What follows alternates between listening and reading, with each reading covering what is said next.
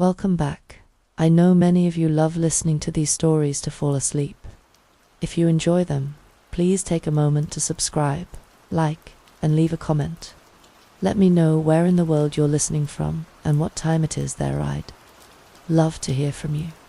Now, get comfy and enjoy the story. Story 1. The desert wind swept dust and regret through Dust Devil Flats, Arizona, as Caleb Cal Blackwood, 58, sat beside his rusted 1971 camper. It was 1985, and after 4 decades of searching, he had stopped here, tired, broken, and clinging to memories.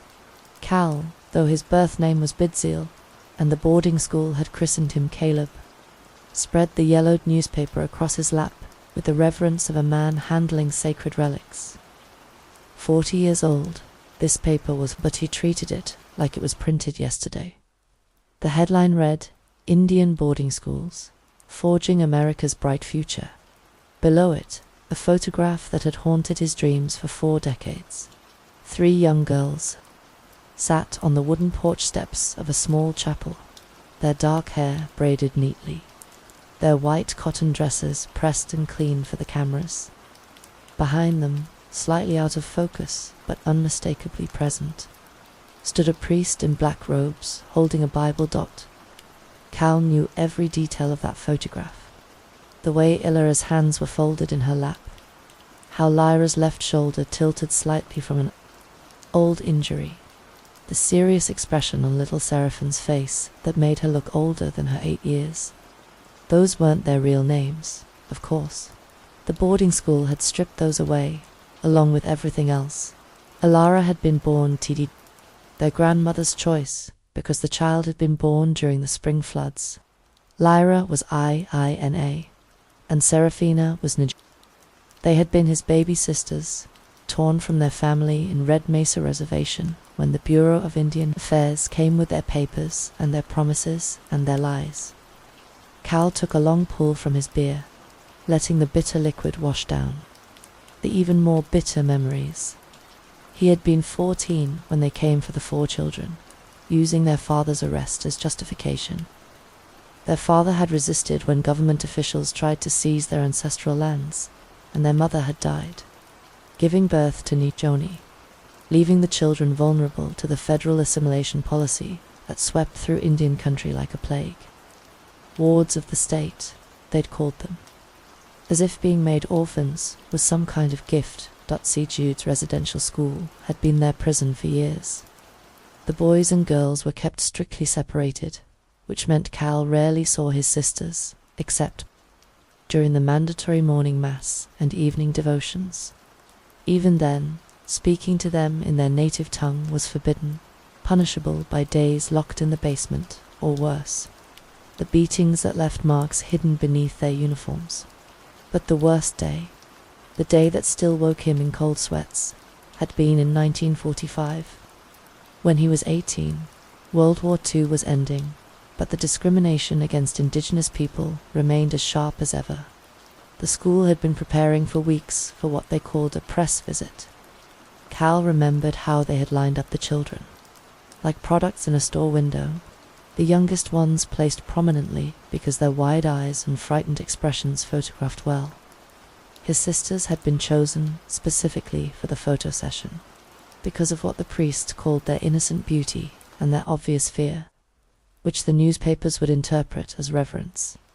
The reporters had come with their bulky cameras, and notepads asking scripted questions about gratitude and salvation, while the priests nodded approvingly. They had taken dozens of photographs, including the one now spread across Cal's lap. The next day, his sisters were gone. He had realized. At first, during morning mass, when their usual spots in the girls' section remained empty.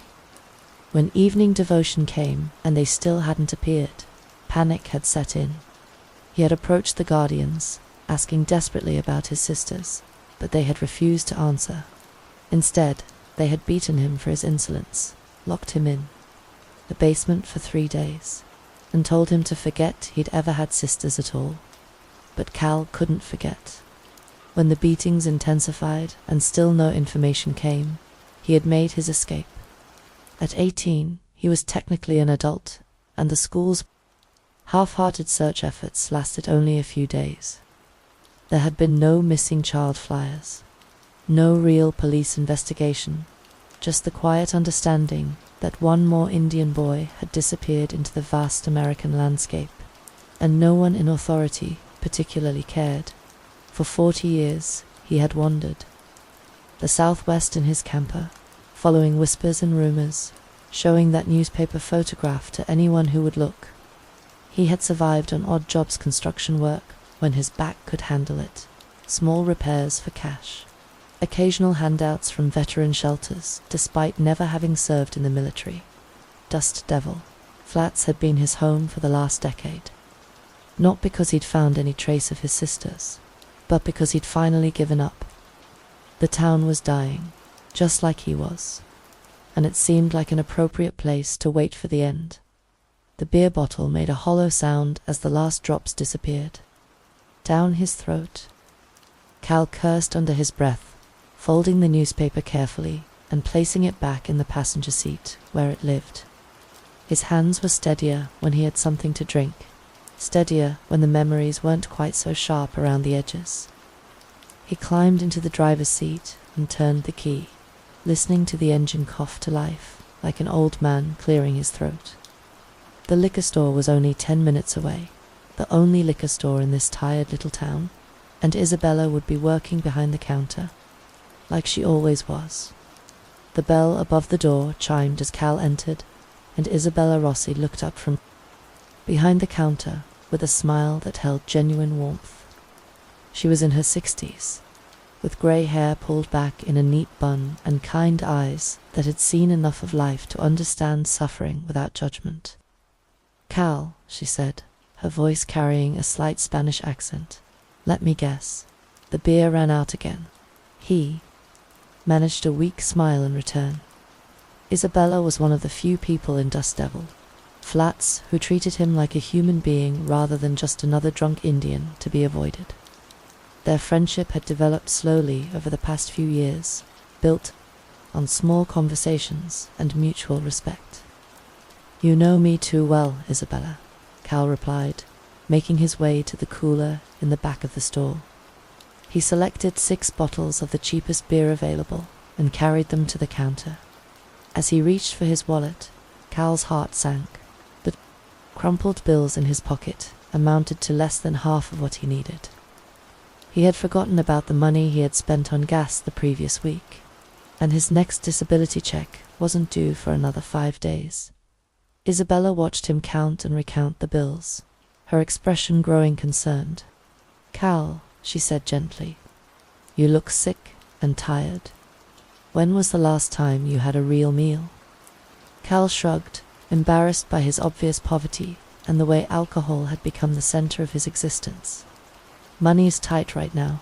I'll come back when my check arrives." But Isabella leaned forward, her hands clasped on the counter. "I know this isn't easy for you, what you're dealing with. I've seen the newspaper you carry, seen the pain in your eyes.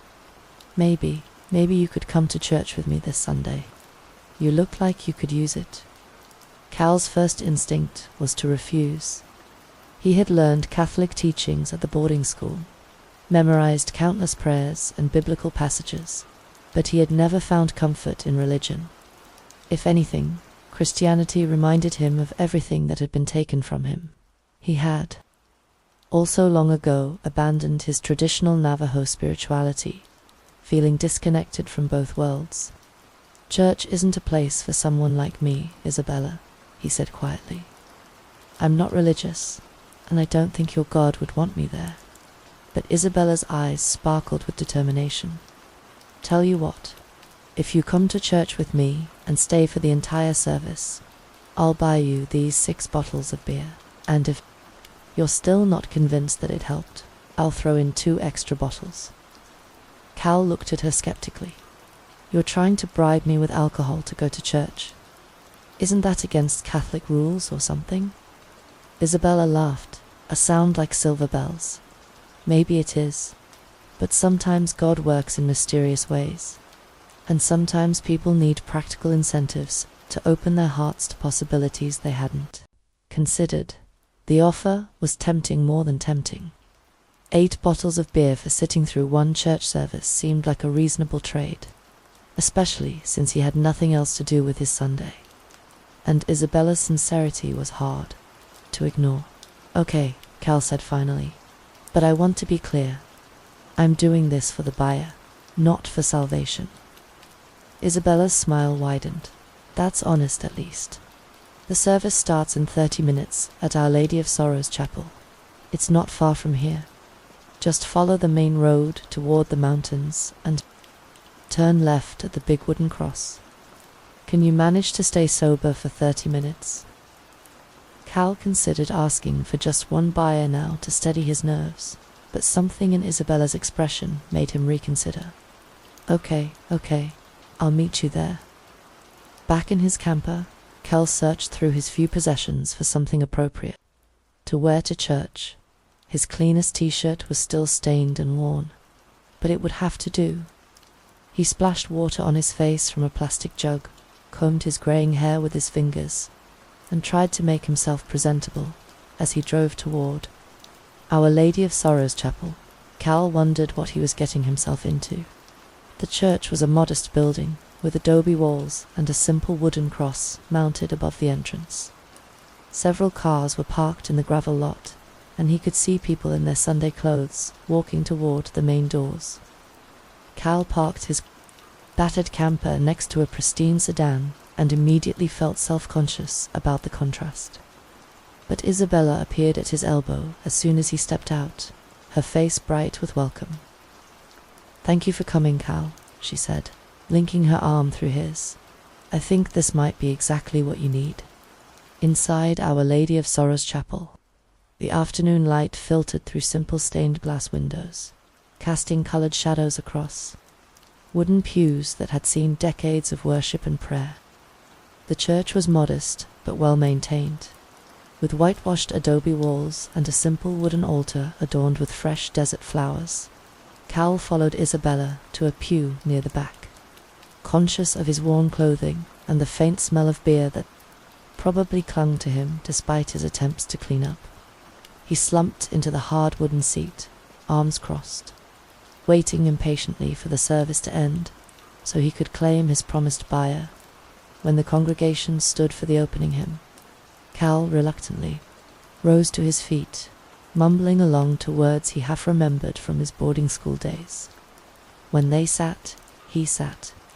When they knelt, he remained seated, drawing a few disapproving glances that he ignored. The priest who approached the altar was a man in his 50s, with kind eyes and graying hair. "That's Father Michael," Isabella whispered. "He's been here for 15 years. Good man." Cal nodded absently, but then something caught his attention. To the other side of the room, just below the altar, stood a group of nuns that seemed somehow different from what he expected. He pointed them out to Isabella, who followed his gaze with interest. "Usually, the nuns aren't there," she whispered back. "And they're wearing different colored habits, longer ones, too, different from the nuns from this church. Seems like there's something special happening today." The nuns wore black robes that reached to the floor, their faces partially obscured by their head coverings. There was something austere about their presence, a severity that reminded Cal uncomfortably of the boarding school. But there was also something else. Most of them appeared to be indigenous women, their features familiar in a way that made his chest tighten with unexpected emotion. Father Michael's sermon washed over Cal like background noise. He caught fragments about faith and perseverance, about God's plan revealing itself in unexpected ways. But his attention kept drifting to the nuns standing silently at the side of the altar. There was something about their stillness that seemed almost unnatural, as if they were statues rather than living women. When the service was nearly concluded, Father Michael made an announcement that snapped Cal back to attention. "Before we dismiss today, I want to let everyone know about a special opportunity.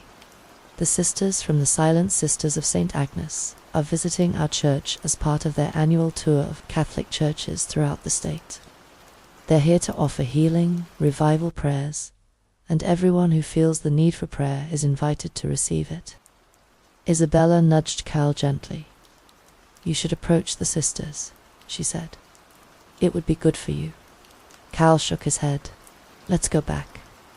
I fulfilled my side of the promise. Well then, let's go back to the store, Isabella agreed. But as they began to move toward the exit, Father Michael approached them. He recognized Isabella and smiled warmly. Isabella, how good to see you. And who did you bring with you today? Isabella introduced Cal, and the priest extended his hand with genuine warmth. It's wonderful to have you here, Caleb. I don't think I've seen you at our services before. Cal found himself responding, despite his intentions to remain aloof. It's been a while since I went to church. Used to do it when I was at a boarding school. I almost forgot all those Bible teachings, but what you said today gave me some inspiration. Something in Cal's manner encouraged Father Michael to continue the conversation. Perhaps it was the pain that lived behind his eyes, or the way his hands trembled slightly, but the priest seemed to recognize a soul in need of healing. As they talked, Cal found himself opening up in ways he hadn't expected. He confessed his struggles with alcohol, his battles with pain that never seemed to end, though he carefully avoided mentioning his missing sisters. That wound was too deep, too personal to share with a stranger, no matter how kind. When Cal finished, the priest spoke quietly about the visiting nuns. The sisters from the Silent Sisters of St. Agnes live very solemn lives, he explained. They're devoted entirely to prayer and Catholic teaching. They've taken vows of silence and celibacy, and they don't interact with the public except during their healing month and this annual event when they visit churches throughout the state. He gestured toward the black-robed figures. You don't even have to speak to them. Just write your prayer request on one of the forms, light a candle, and put your request in the box where they stand. They'll pray for those requests when they return to their monastery. Then, in a few weeks, they'll write replies on the back of the prayer forms to deliver God's message. The church will return those papers to you. Cal considered this, intrigued, despite himself. So the nuns will write exactly what God tells them for each individual prayer request. That's right, Father Michael confirmed. Isabella encouraged him again, and Cal found his curiosity piqued. He had never heard of anything quite like this before. Maybe he could ask God about his sisters, about where they might be. It seemed worth trying, especially since it required no real commitment on his part. So he walked to the front of the church, his footsteps echoing slightly on the tile floor. At a small table, he found prayer forms and a pen. His handwriting was shaky as he wrote his name and his request. The words coming from a place of desperation he rarely allowed himself to acknowledge. Guided by one of the Silent Sisters, he lit a candle, the flame dancing in the still air of the church. He awkwardly crossed himself, the gesture feeling foreign after so many years away from formal religion. Then approached the box where the 5 nuns stood guard. Up close, he could see that most of the nuns did indeed have indigenous features, and the sight filled him with conflicted emotions. It reminded him too vividly of the boarding school, of the way indigenous children had been forced to participate in their own cultural destruction. But there was also something else, a familiarity that he couldn't quite place. The prayer box was nearly full, and Cal had to press his folded form down firmly to fit it inside. As he did so, he looked up at the nun standing closest to the box and felt compelled to speak. "If you're right about this," he said quietly, "if your God is stronger than our traditional spirits, then he should be able to tell me where my 3 missing sisters are. If he does, I'll be a devoted Catholic for the rest of my life." Cal smiled slightly, hoping to connect with these women who shared his heritage, but none of the nuns smiled back. However, He noticed their expressions shift subtly when he mentioned his missing sisters.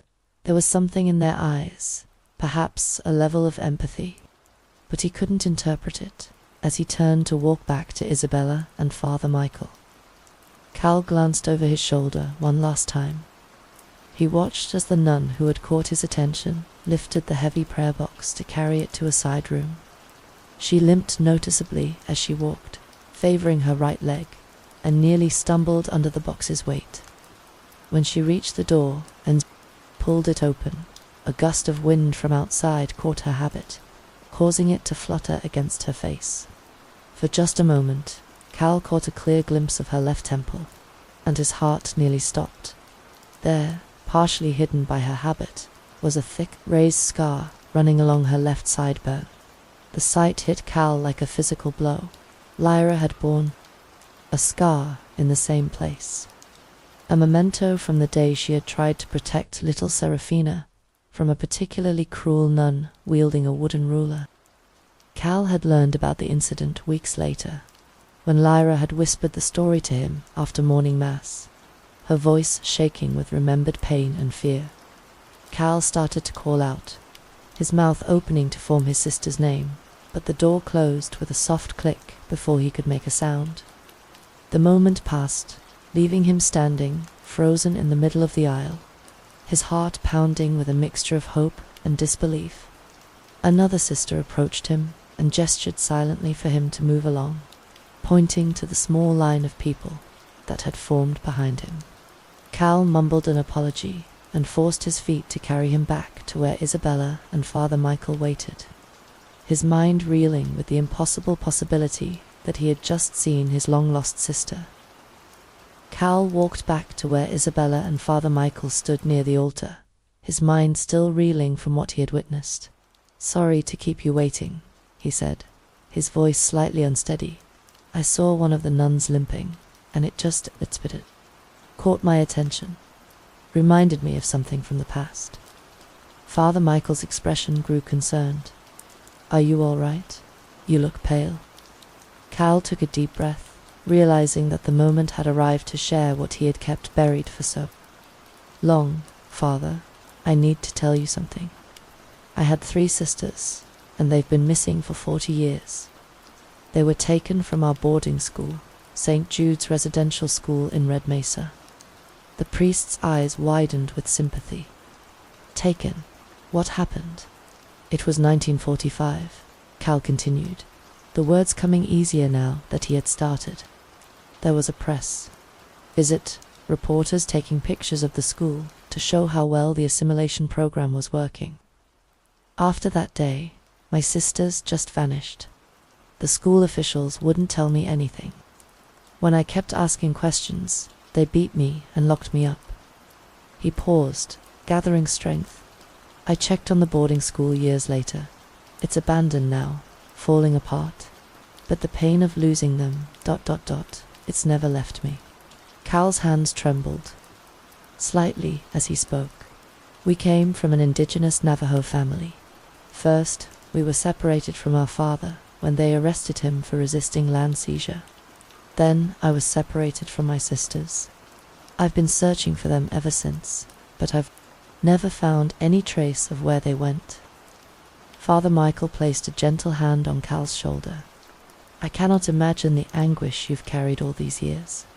What guidance are you seeking? How do I forgive?" Cal asked, his voice cracking. "How do I move on from all of this? The anger, the loss, I drink to forget, but it never really goes away." Father Michael was quiet for a moment, considering his words carefully. "Have you ever heard of Abraham from the Bible?" he asked finally. "He waited decades for God to fulfill his promise of a son. Abraham had to learn patience and faith, even when everything seemed hopeless. Sometimes God's timing is not our timing, but his answers do come." The priest gestured toward the front of the church, where Cal had just submitted his prayer request. "I truly believe you should wait for God's answer to the prayer you just made. Many members of my congregation have received responses from the silent sisters. and they found them to be remarkably accurate and meaningful. Perhaps this is how God will finally speak to you about your sisters. Cal felt a spark of hope, but his mind was also full of questions.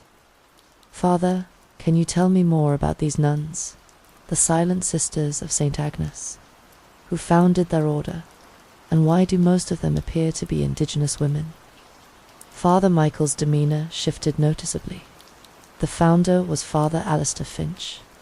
He passed away many years ago. His son, Father Finch too, continues the ministry now. We are not allowed to talk about this. They are a sacred mission. But why are most of the nuns indigenous? Cal pressed. And where is their monastery? I'd like to visit them, to understand their work better. The priest shook his head firmly. I can't provide information about their monastery location. The Silent Sisters are a very private and reclusive Catholic mission group. They operate what they call a sanctuary for women in prayer and penance. They've taken strict vows of silence and practice extreme modesty. No contact, no visitors. They're completely cut off from the outside world, except for these annual church visits. Cal sensed there was more that Father Michael wasn't telling him, but the priest's body language made it clear the conversation was over. Isabella stepped forward, breaking the awkward silence. Well, Cal, I think it's time I fulfill my side of our bargain, she said with a smile. They excused themselves from Father Michael and walked back to the parking lot. The afternoon heat shimmered off the gravel as they reached their vehicles. I'll meet you back at the store, Isabella said, climbing into her car. Cal drove his camper through the dusty streets of Dust Devil Flats, his mind churning with everything that had happened. At the liquor store, Isabella kept her promise, handing him 8 bottles of beer with a gentle admonition. Try not to finish all 8 in one day, she said kindly. And maybe we can go to church again next week. Cal nodded absently, his thoughts still on the limping nun and her distinctive scar. Back at his camper, he noticed a piece of paper tucked under his windshield wiper. He pulled it free and saw it was a flyer announcing the Silent Sisters of St. Agnes's annual church tour, with a schedule of upcoming visits to various churches throughout the state over the coming weeks. Cal folded the flyer, without reading it thoroughly, and opened one of his beers. As he started the camper's engine and took a long swig, he drove past Our Lady of Sorrows Chapel one more time. This time, he saw the 5 nuns emerging from the church and climbing into a plain white van. A young church volunteer carried several boxes, presumably containing the prayer requests, and loaded them into the van's rear compartment. Curiosity overwhelmed Cal's original plan to return to his usual parking spot. He pulled out the flyer again, hoping to find an address for the monastery. But there was nothing other than instructions to visit the churches on their tour schedule to submit prayers. Since Father Michael had refused to provide the monastery's location, Cal decided to follow the van and see where these mysterious nuns actually lived. His curiosity was fueled partly by the hope of uncovering more about the limping nun, but more deeply by a need to understand why so many indigenous women had joined this secluded Catholic order. Maybe someone there had seen his sisters, or maybe they had even become part of it.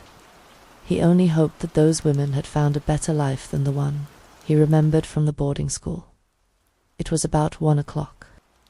In the afternoon, when Carl began following the van out of Dust Devil Flats, he stayed well back, keeping several car lengths between them to avoid detection.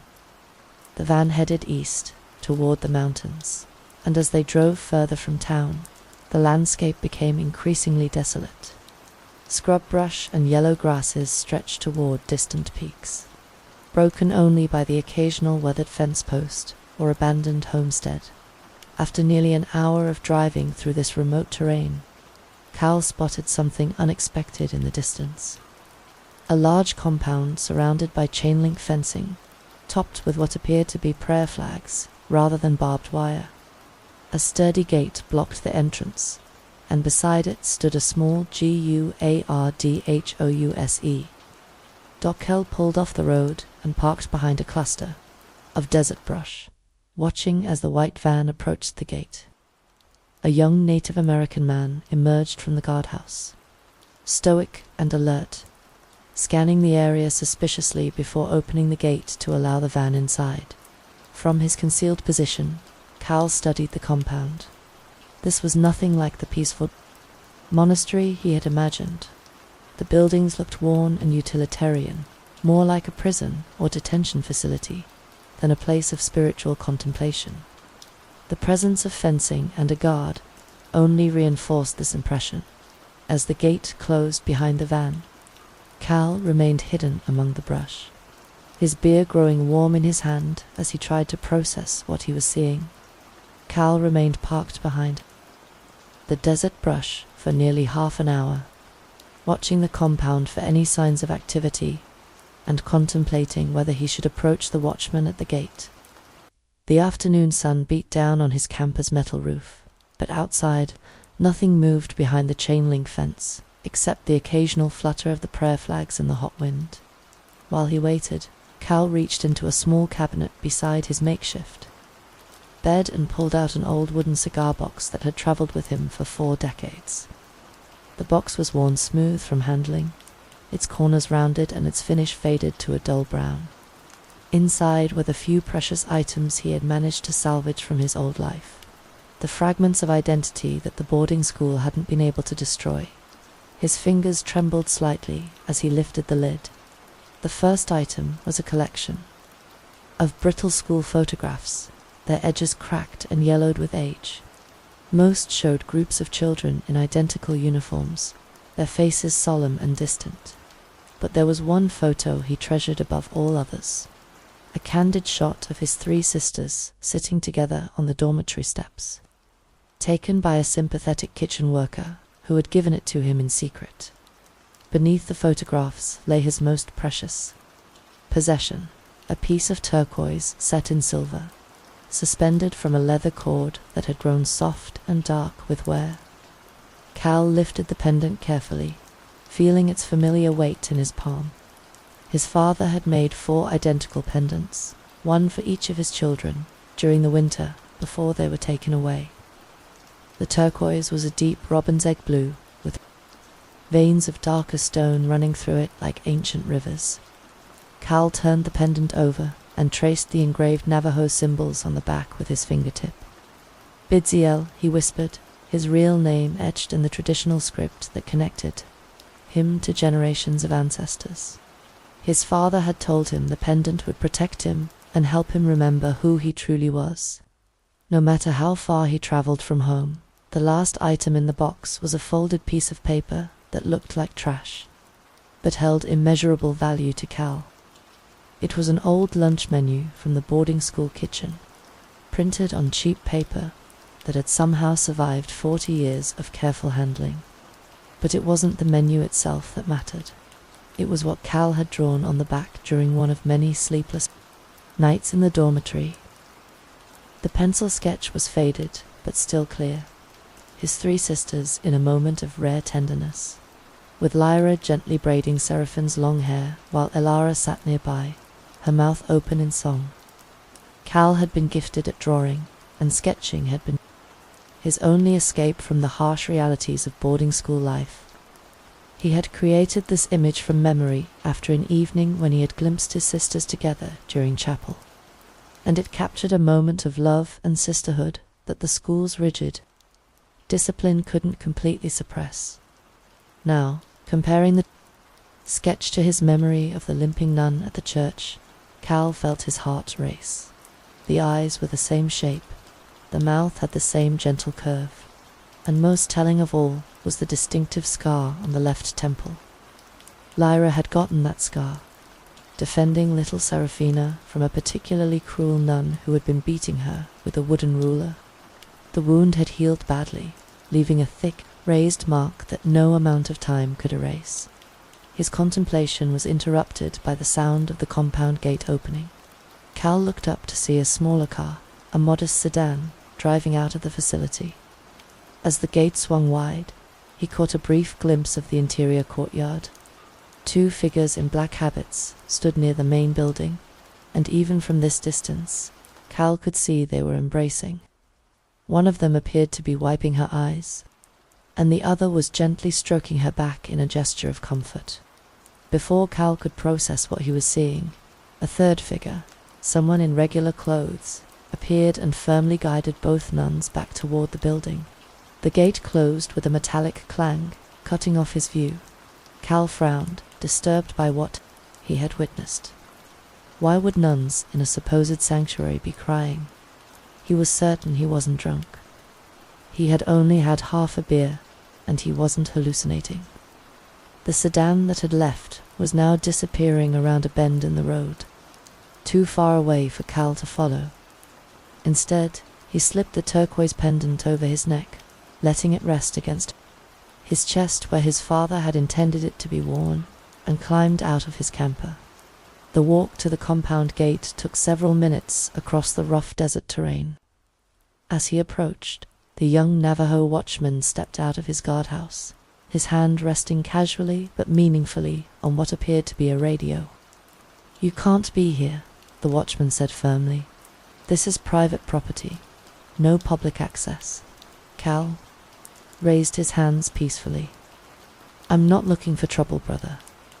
I just want to know if this is really the monastery for the Silent Sisters of St. Agnes. I'd like to speak with Father Finch too." The watchman's eyes narrowed. "Who are you, and why are you looking for Father Finch? His office isn't here. It's in Viridia. Only the sisters live here."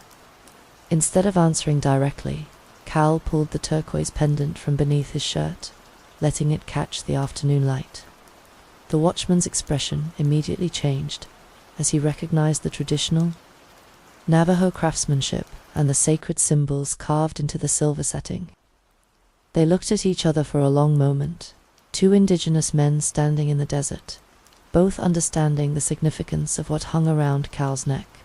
In Dime belief, turquoise was sacred and protective, a connection to the earth and sky that no amount of cultural suppression could break. "I can't help you much," the watchman said finally, his voice lower now, "even though you're a brother. But if you want answers, you need to talk to Father Finch too directly. His office is in Viridia." He pointed toward the mountain road. "Follow this road east for about 30 miles. Don't tell anyone I gave you the address." The watchman glanced nervously toward the compound buildings. "You need to leave now. This isn't a good place for an indigenous man to be hanging around." Cal started to turn away, but something made him stop. "Brother, are the sisters safe here? I saw some of them at church today. Most were indigenous women, like us. And just now, I saw nuns crying inside your gate. Are they, ... are they being saved here, or something else?" The watchman's face went completely stone, but Cal could see fear flicker in his eyes. "We all play our parts here," he said quietly. "My part is to keep my mouth shut and keep everyone I care about safe. That's all I can tell you." His voice became urgent. "Go now. I've helped you enough." Cal thanked him and walked back to his camper. The drive to Viridia took Cal through winding mountain roads that cut between red rock formations and sparse desert vegetation. As his camper climbed into the higher elevations, the air grew slightly cooler, though the afternoon sun still blazed overhead with unforgiving intensity. When he finally reached the outskirts of Viridia, a strange sense of familiarity washed over him. Something about the landscape, the arrangement of buildings nestled against the mountainside, triggered a memory from decades past. As he drove through the main street, his suspicion was confirmed when he spotted several weathered road signs that hadn't been updated, remnants bearing the town's previous name, Ojo Seco. Cal pulled over and stared at one of the old signs, memory flooding back. He had been here 20 years ago, during his desperate search for his sisters that had taken him across the southwest. Back then, He had met a kind man, a researcher or scientist of some sort, who had been collecting plant samples in the mountains. Cal had been exploring a narrow canyon, following a rumor about missing indigenous children, when he had nearly fallen into a deep chasm. The stranger had grabbed his arm and pulled him to safety, probably saving his life. The memory was bittersweet, a reminder of the few moments of human kindness he had encountered during his long years of searching. But he pushed it aside now, focusing on his current mission. He needed to find Father Finch-II's office. Cal's camper was running low on gas, and his wallet contained barely enough money to fill the tank for the return journey to Dust Devil Flats. He considered buying a local map at a gas station, but decided he couldn't afford the expense.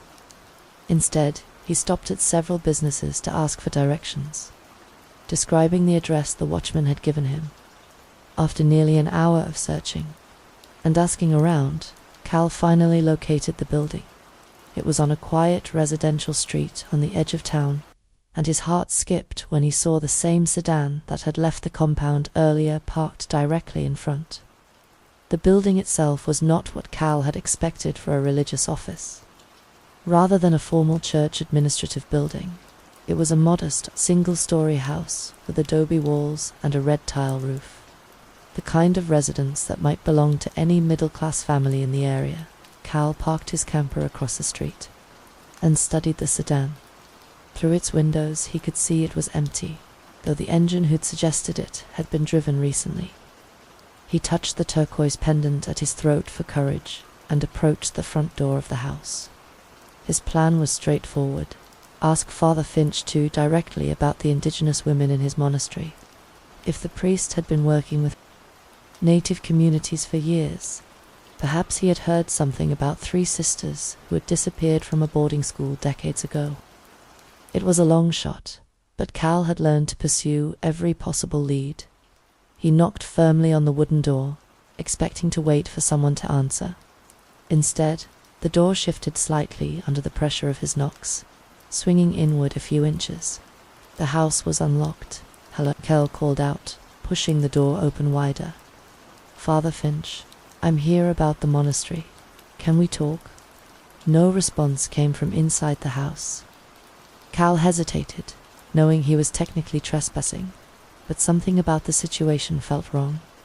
The unlocked door and the complete silence suggested trouble. He stepped inside, continuing to call out as he entered a modest living room with simple furniture and religious artwork on the walls. That's when he noticed the dirt streaks on the floor. Long smears of mud and dust that led from the front door deeper into the house, like someone had been dragged. "Hello? Is anyone here?" Cal called again, following the dirt trail down a narrow hallway. The streaks were accompanied by what looked like red scratches on the white walls, marks that could have been made by fingernails clawing for grip. The trail led him through the house to a back door that was partly open to the wilderness behind the property. Just outside, cut into the natural rock formation of the mountainside, was a set of stone stairs descending into what appeared to be an underground cellar or cave. The kind of space that might be used for wine storage, Cal thought initially. But then he heard sounds that made his blood run cold. A woman's voice, crying and pleading. The crack of what sounded like a whip or leather strap.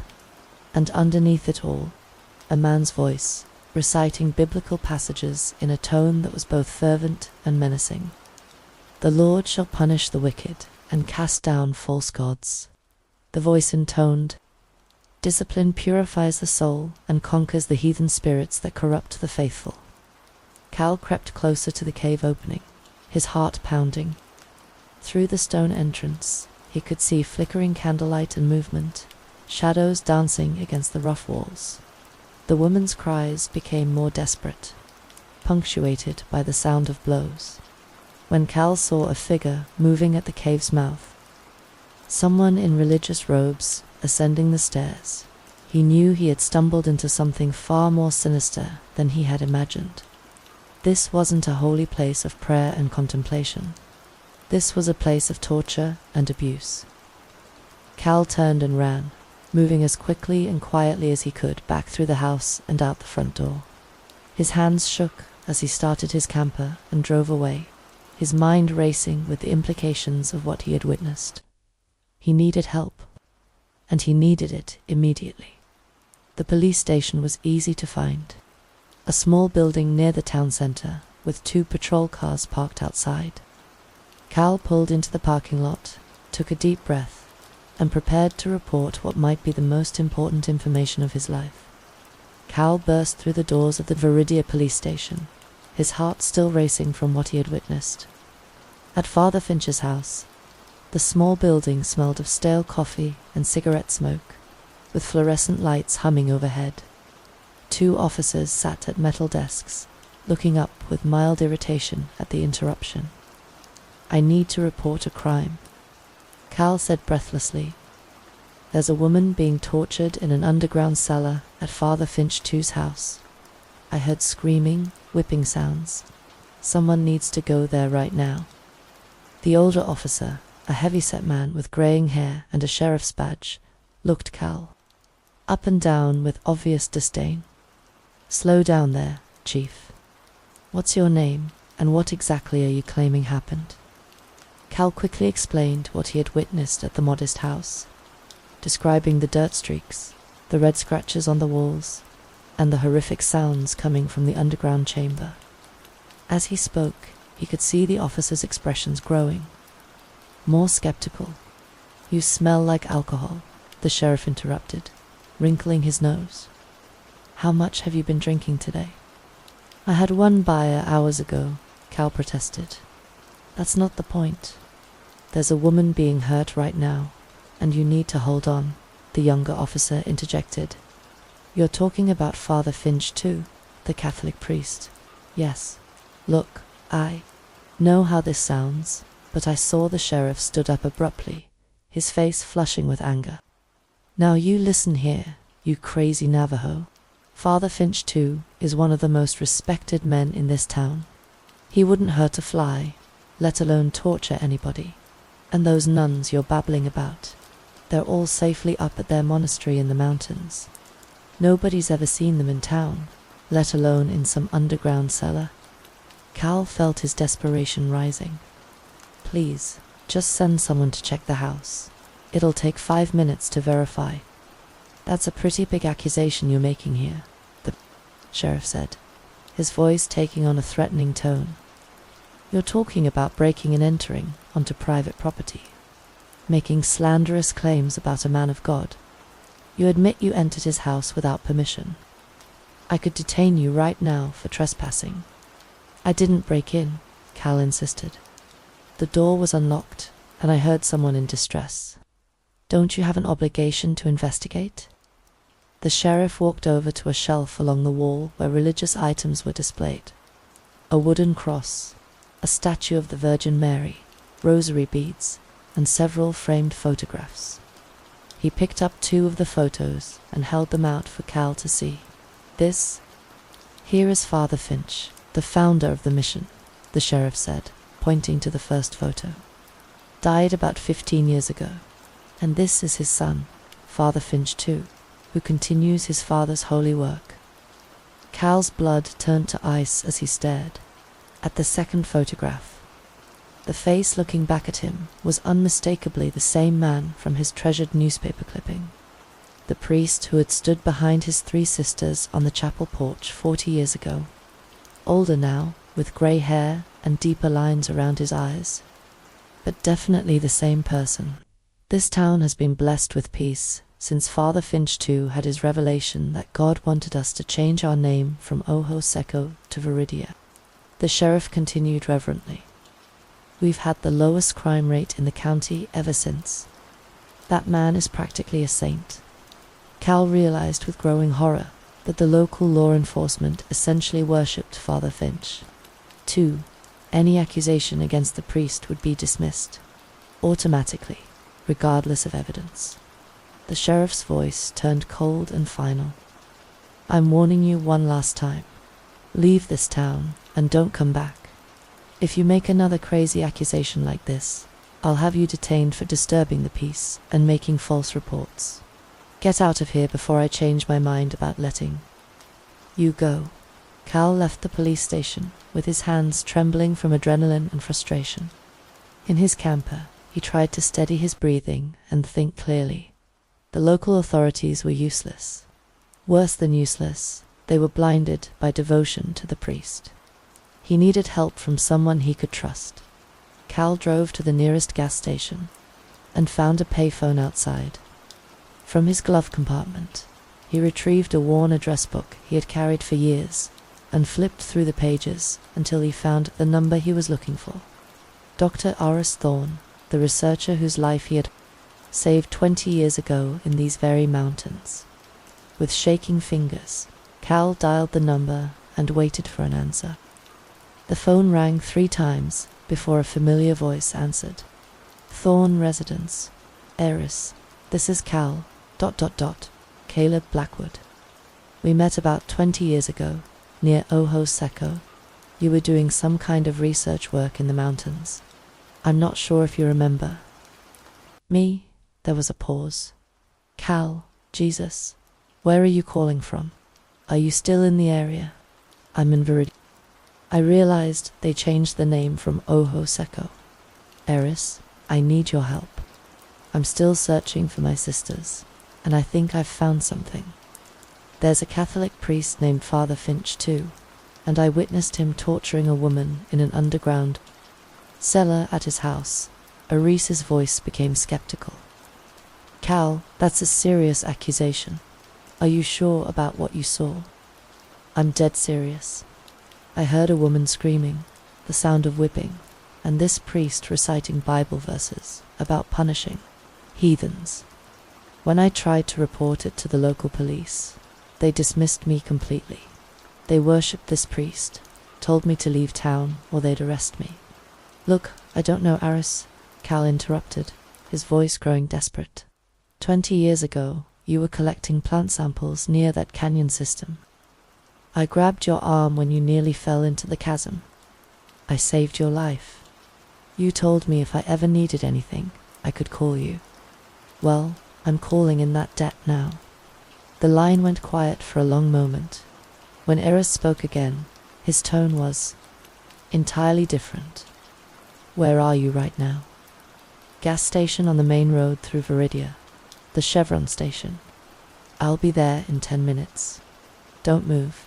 True to his word, Eris arrived quickly in a dusty pickup truck.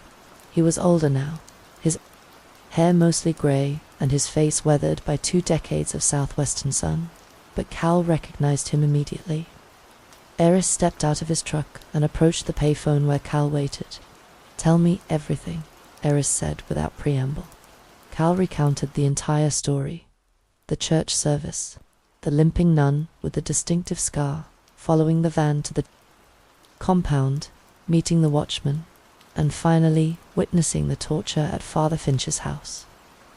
As he spoke, he watched Eris's expression change from skepticism to concern to outright alarm.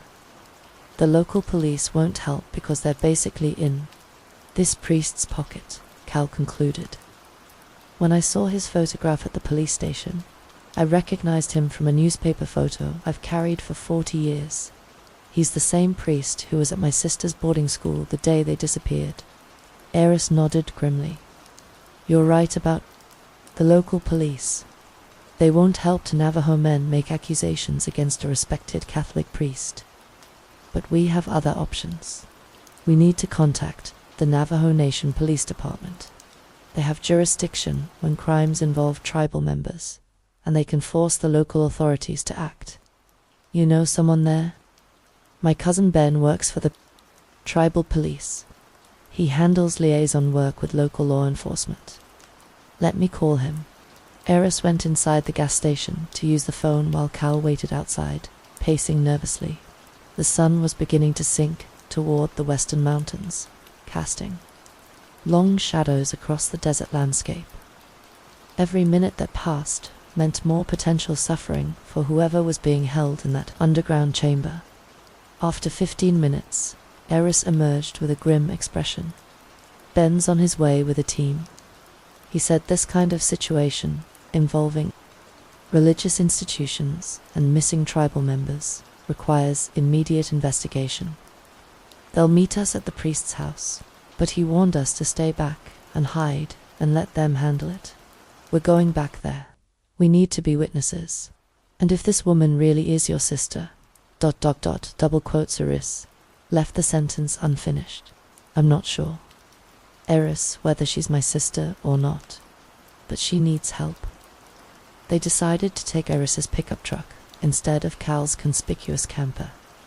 As they drove back toward Father Finch's house, Cal felt his heart hammering against his ribs. After 40 years of searching, he might finally have answers, though the circumstances were more horrific than anything he had imagined. They parked behind a cluster of desert shrubs about 100 yards from the house, positioning themselves where they could observe without being seen. The same sedan was still parked in front, and lights were visible through the windows. There, Eris whispered, pointing toward the house. 2 men in white linen garments, the kind worn by certain religious orders, were carrying a limp figure toward the sedan. Even from a distance, Cal could see the woman was wearing the black habit of a nun. Her head lolled against one man's shoulder, and dark stains were visible on both her clothing and the men's white garments. Blood, Cal breathed. Look at her face. The woman's nose and cheeks were streaked with blood, and she appeared barely conscious. The men were struggling to support her weight as they approached the car, clearly intending to transport her somewhere. Before they could load her into the vehicle, the sound of approaching sirens echoed through the desert air. The 2 men froze, looking around frantically as 3 vehicles appeared on the road, 2 marked units from the Navajo Nation Police Department and 1 unmarked SUV. That's Ben, Eris said, pointing to a tall man stepping out of the lead vehicle. Cal and Eris emerged from their hiding place and approached the scene. Eris pointed Cal toward his cousin, a serious-looking man in his 40s, wearing a tribal police uniform. The confrontation that followed was tense and chaotic. Father Finch, too, emerged from the house, his face a mask of righteous indignation as he faced the tribal officers. He was exactly as Cal remembered from the newspaper photo, though older and wearing civilian clothes stained with what appeared to be blood. This is private property belonging to the Catholic Church, Father Finch declared. You have no jurisdiction here. This woman is a member of our religious community, receiving spiritual counseling. Sir, we have reports of assault and possible kidnapping involving tribal members, Ben responded firmly. We need to speak with this woman and examine the premises. Within minutes, the local Veridia police arrived, forced to respond to the presence of tribal authorities. The sheriff who had dismissed Cal earlier looked mortified to find himself in the middle of a jurisdictional confrontation involving his beloved priest. Father Finch continued to protest, claiming religious sanctuary and insisting the underground chamber was merely a wine cellar for Holy Communion. But when the tribal officers helped the injured woman from the car, her condition became undeniable. She was so weak she couldn't stand. Blood covered her face, and her habits were torn and stained. Cal stepped closer, his heart pounding as he studied the woman's face. Despite the injuries and the passage of 4 decades, he recognized her immediately. The distinctive scar on her left temple, the shape of her eyes, the way she held her mouth even in pain. Ina, he called out, using her Navajo name, Lyra. The woman's head turned weakly at the sound, and when her eyes managed to focus on Cal's face, she gasped. Breaking her vow of silence for the first time in 40 years, she spoke in halting Dine, Brother Bidzil Cal, everyone present, police officers, tribal authorities. Even Father Finch stared in shocked silence. Cal stepped forward, tears streaming down his face. This is one of my 3 missing sisters, he announced to the assembled group. She disappeared from St. Jude's residential school 40 years ago. Medical emergency services were immediately called. Police and tribal officers searched the house. An underground chamber, returning 20 minutes later with Father Finch and his 2 assistants in handcuffs. As the priest was led to a patrol car, he turned toward Cal with venomous hatred in his eyes. "Your false ancestral gods are powerless against the true faith," he spat. "Your pagan beliefs corrupt the pure souls I was trying to save." An officer placed a firm hand on Father Finch's head and pushed him into the back seat before he could say more. When the medical team arrived, they began examining Lyra with her consent. "I am no longer a nun as of this moment," she told them firmly. "Do what you need to do." The paramedics discovered fresh whip marks on her back, arms, and legs, clear signs of prolonged systematic abuse, as they administered IV fluids to Lyra. Ben walked over to Cal and Aris, who stood near the ambulance. "We searched that underground chamber," Ben said, his face grim. "It's deeply disturbing. There was communion wine down there, and it appears he was forcing her to drink it while beating her. But that's not the strangest part." Lyra, overhearing, nodded weakly. "He made us drink wine to open our spirits to receive divine messages. When we couldn't produce the answers he wanted, he punished us. There is a large statue of the Virgin Mary with baby Jesus," Ben continued. "But there's also a small setup for traditional Navajo spiritual rituals. It's like he was mixing indigenous beliefs with Catholicism." Lyra confirmed this with a bitter laugh. "We were forced to provide responses to individual prayer requests, like the one you submitted at the church. He believed indigenous women had special connections to spiritual worlds and were better at communicating with the Virgin Mary." Aris shook his head in disgust. "This is wrong on so many levels. Only the indigenous nuns were beaten," Lyra continued, her voice growing clearer. "The white nuns were never touched. He would give us wine and force us to meditate while intoxicated, claiming it would help us receive visions. When I refused to drink, wanting to stay sober to receive authentic messages from God, he punished me severely." Cal grasped his sister's hand. "What about Alara and Serafina? Are they safe?" "They learned to play by his rules," Lyra said quietly. "They're still at the monastery. They've been faking spiritual messages for years to avoid punishment, just like everyone else." She paused, lost in the weight of memory. "It's easier to figure out what answers people seek when they've written down their prayers," she added, her voice heavy with experience.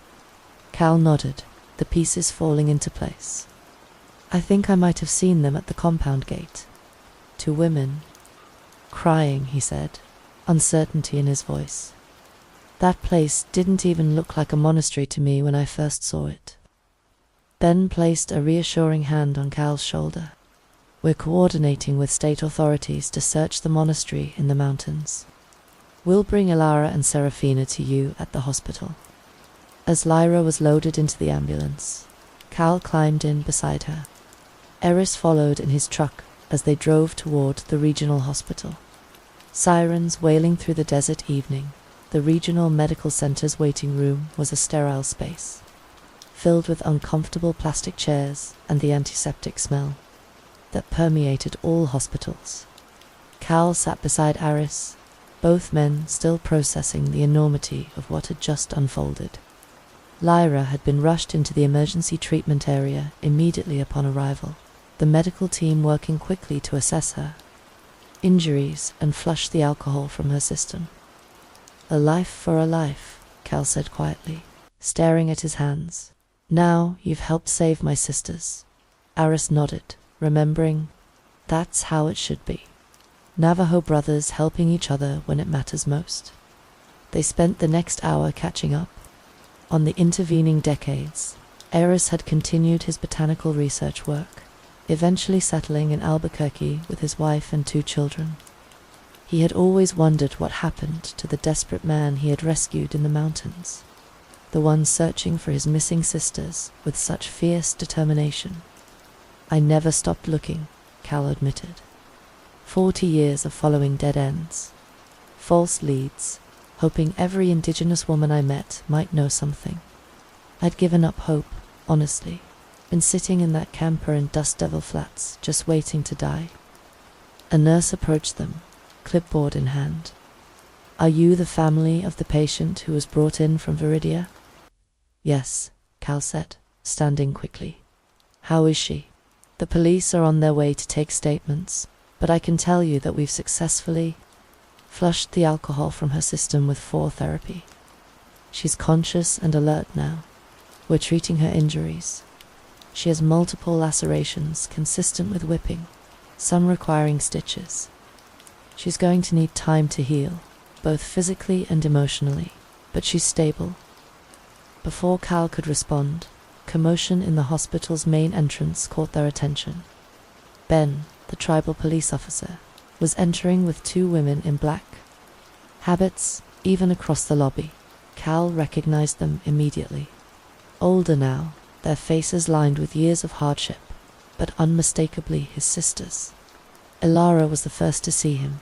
She stopped walking, her hand flying to her mouth, tears immediately streaming down her cheeks. Serafina, the youngest, looked confused for a moment before recognition dawned. All 3 siblings moved toward each other simultaneously. Meeting in the center of the waiting room, TDD and Cal whispered, using Ilare's birth name as he embraced her. Nijoni, he said to Serafina, holding her close. Bidziel, Ilare replied through her tears, using his Navajo name. We never thought, we never dared hope. They were all older, now Cal, 58, Ilara, in her 50s. Serafina approaching 50, but the emotional connection transcended the decades of separation. Cal reached into his shirt pocket and pulled out the folded piece of paper he always carried, his pencil sketch. From the boarding school. Do you remember this? He asked, unfolding the drawing carefully. The sketch showed Lyra braiding Seraphine's hair while Ilara sat nearby, singing, and all 3 sisters gasped when they saw it. The image captured a moment of tenderness from their childhood that the boarding school's harsh regime couldn't completely destroy. You drew this by candlelight in the dormitory, Ilara remembered, after evening prayers. When the guardians weren't watching. Where is Iina? Serafina asked, using Lyra's birth name. Is she? She's being treated, Cal assured them. She's going to be all right. Ben approached them, balancing professional duty with personal satisfaction. We need to take official statements from everyone.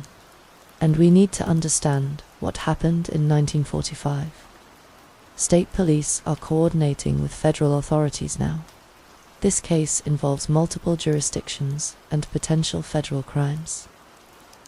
They moved to a private consultation room, where Ben set up a recording device. Cal and Aris gave their statements about the day's events, describing everything from the church service to the rescue at Father Finch's house. Then it was Ellara and Seraphine's turn to tell their story. What was happening that day in 1945? Ben asked gently. Ilara took a deep breath before beginning. Reporters and government officials arrived at St. Jude's to tour the boarding school. We were scrubbed clean, given decent clothes, some borrowed. From white church donors, they lined us up in rows for photographs, under the watchful eyes of the priests and nuns. Serafina continued. The youngest children drew the most attention because of our innocence and wide-eyed beauty. That's what they called it. The 3 of us sisters were photographed extensively. After the press session ended, Ilara said, her voice growing harder, Father Alistair Finch, the first Father Finch, approached us. He was a high-ranking priest, very respected. He told us that God had spoken to him directly and chosen us as favorites of the Holy Mother. Cal felt sick as the pieces of the puzzle finally came together. He promised to guide us to meet with the Virgin Mary herself, Serafina added. He said whatever we prayed for would be answered, that our salvation was guaranteed as long as we took vows of celibacy and silence. The boarding school guardians knew about this. Ilara continued bitterly. They walked us directly to Father Finch after the photographers left. We were terrified, but had been trained to be obedient. We followed him through the back halls to a basement prayer room. Ben's expression grew grimmer. What happened next? That very night, Father Finch drove us in an unmarked church vehicle to the compound near what was then called Ojo Seco, Ilara said. He left us with a cloistered order of Catholic nuns, who answered to no one except their own leadership and donors. What was your treatment like at the monastery? Ben asked. Seraphine's voice became flat, emotionless. We were taught disciplined Catholic life. No talking, constant prayer. When we made any single mistake, we had to strip naked in front of Father Finch while he told us we were sinful and needed to beg God's forgiveness. He would whip us himself, saying it was like Christ being whipped. We made many mistakes when we were young, Ilara added. The punishment was daily. Father Finch would see different young nuns every day for these correction sessions. As we got older and became indoctrinated into the silent life, we learned to avoid his attention. But he still used us in a different way. Serafina continued. We were forced to pray for countless requests from clients' companies, people in positions of power who paid for spiritual guidance. We had to drink wine and perform modified Navajo rituals, then write down whatever divine messages we supposedly received. Ben looked up from his notes. This was about maintaining financial support for the operation. Yes, Serafina confirmed. The combination of indigenous spirituality and Catholicism attracted wealthy donors who believed they were getting more powerful prayers. Cal had been listening in growing horror, but one question burned in his mind. Why did no one ever find you? I searched for 40 years. Ben answered this one. In 1945, racial discrimination was legally sanctioned. Local authorities didn't care about missing Indian girls. Boarding schools regularly relocated children without notice, and tribal voices were systematically ignored. Your sisters were never formally adopted, transferred, or reported missing. The school falsified their records, Ben continued. They claimed the girls had been reunited with family, meaning they were supposedly placed with a white Christian. Family, with your parents dead and your father imprisoned. No one had the authority or resources to challenge the official story. I kept that newspaper photo all these years, Cal said, pulling out the worn clipping. I suspected the journalists, the boarding school officials, random Redditors who might have seen the article. I never suspected the priest himself. A nurse appeared in the doorway. The patient in room 12 is asking for her family. She's ready. For visitors, they found Lyra sitting up in bed, looking fragile but alert. Her injuries had been cleaned and bandaged, and the 4 in her arm was delivering fluids and medications. When she saw all 3 of her siblings together, she began crying. Again, I can't believe this day has come, she whispered as they gathered around her bed. Cal took her hand. We were so close this morning at the church. You were standing right there by the prayer box. If only I had known. Lyra squeezed his fingers. God works in mysterious ways, doesn't he? Whether it was the Catholic God or our ancestral spirits, or both, ... They brought us back together. You received your answered prayer, Cal, not in words written on paper, but in action. Serafina looked thoughtful. I still believe in Catholic teaching, she said quietly. But these people, Father Finch and his followers, they perverted everything they claimed to represent, even contradicted their own teachings. They used religion to justify abuse and exploitation. Cal nodded slowly. Maybe after you all recover, we can learn the right way together. There must be a form of faith that doesn't require us to abandon our identity as Navajo people. But right now, I'm convinced that God, however we understand him, has answered my prayer. As the 4 siblings sat together in the hospital room, 3 generations of trauma and separation finally beginning to heal, Cal felt something he hadn't experienced in 40 years. hope for the future, and the profound peace that comes from answered prayers. Story to the morning light filtered through the curtains of Eleanor Vance's kitchen as she paced back and forth, her cell phone pressed against her ear. The steam from her untouched coffee swirled upward in the still air of her Silver Creek home. It had been exactly 6 months since her daughter, Clara, disappeared without a trace, along with her 2 best friends, Sophia Rossi and Maya Chen. I still can't believe we're dealing with a water problem on top of everything else, Eleanor sighed into the phone. My shower this morning was just brown sludge. Same here, replied Maria Rossi, her voice tired from months of worry. The whole neighborhood's affected. Dr. Reed had to cancel her morning appointments at the clinic because they can't sterilize equipment properly. Dr. Evelyn Reed, the third mother on their 3-way call, spoke up. The hospital administrator called me at 4 a.m. about it. Something about a major blockage in the municipal system.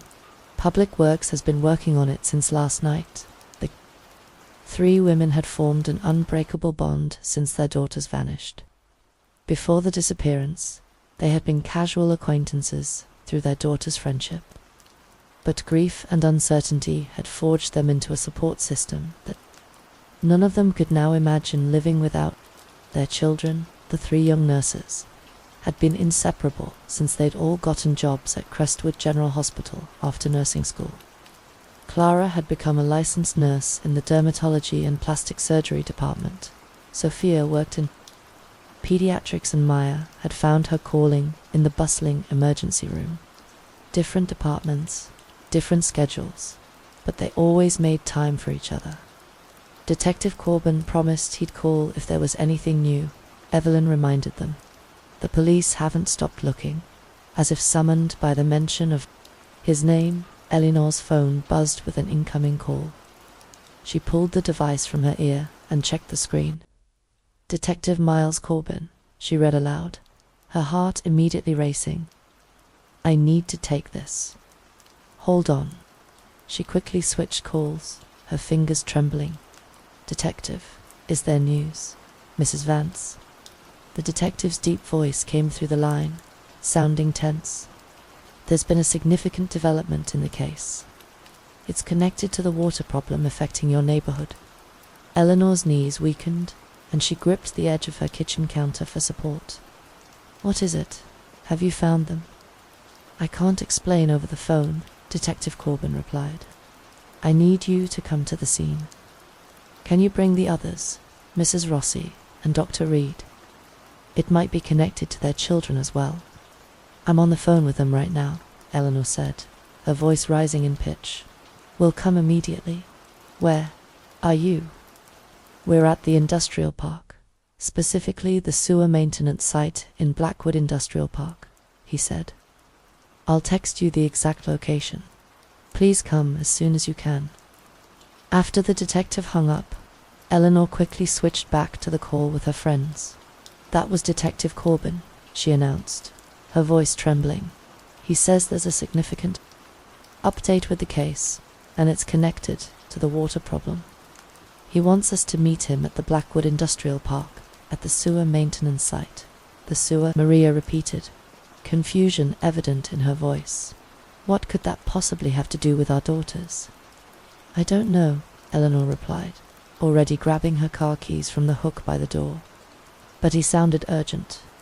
He's sending the exact location to my phone. I'm leaving now, Evelyn said decisively. I'll meet you both there. The call ended, and Eleanor rushed out to her car, her mind racing with possibilities. The morning air was cool against her skin as she slid into the driver's seat.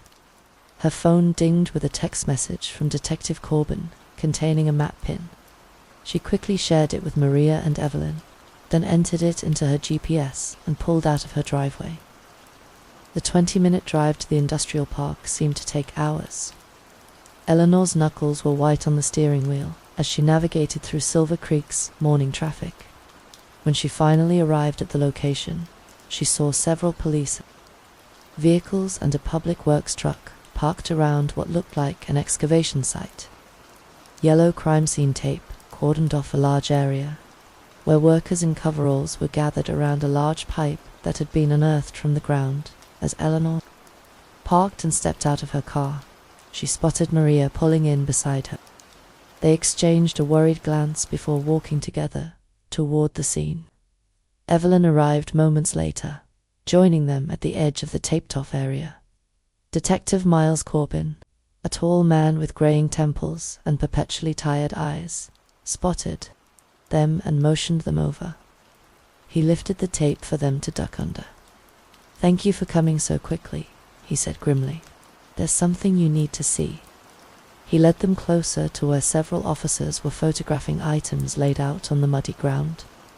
As they approached, Eleanor's breath caught in her throat. Spread out on the ground were 3 sets of nurse scrubs, 1 pink, 1 blue, and 1 green, along with pairs of white nursing shoes. They were caked with mud and stained with what looked disturbingly like blood, but they were unmistakably the type worn by hospital staff. "Oh my God," Maria whispered, her hand flying to her mouth. Detective Corbin gestured to a sewer worker standing nearby. "Mr. Harris here was investigating the cause of the water backup that's been affecting your neighborhood since last night. When his team located the blockage and began clearing it, they found these." The worker, a middle-aged man in mud-splattered coveralls, nodded solemnly. "Never seen anything like it in 20 years on the job." The uniforms were all bundled up tight with surgical tape and steel wire, made into a ball that got wedged right in the main junction pipe. Caused a massive backup all the way to the hospital district. Detective Corbin turned to the 3 mothers. "We need you to tell us if you recognize these items. Could they belong to your daughters?"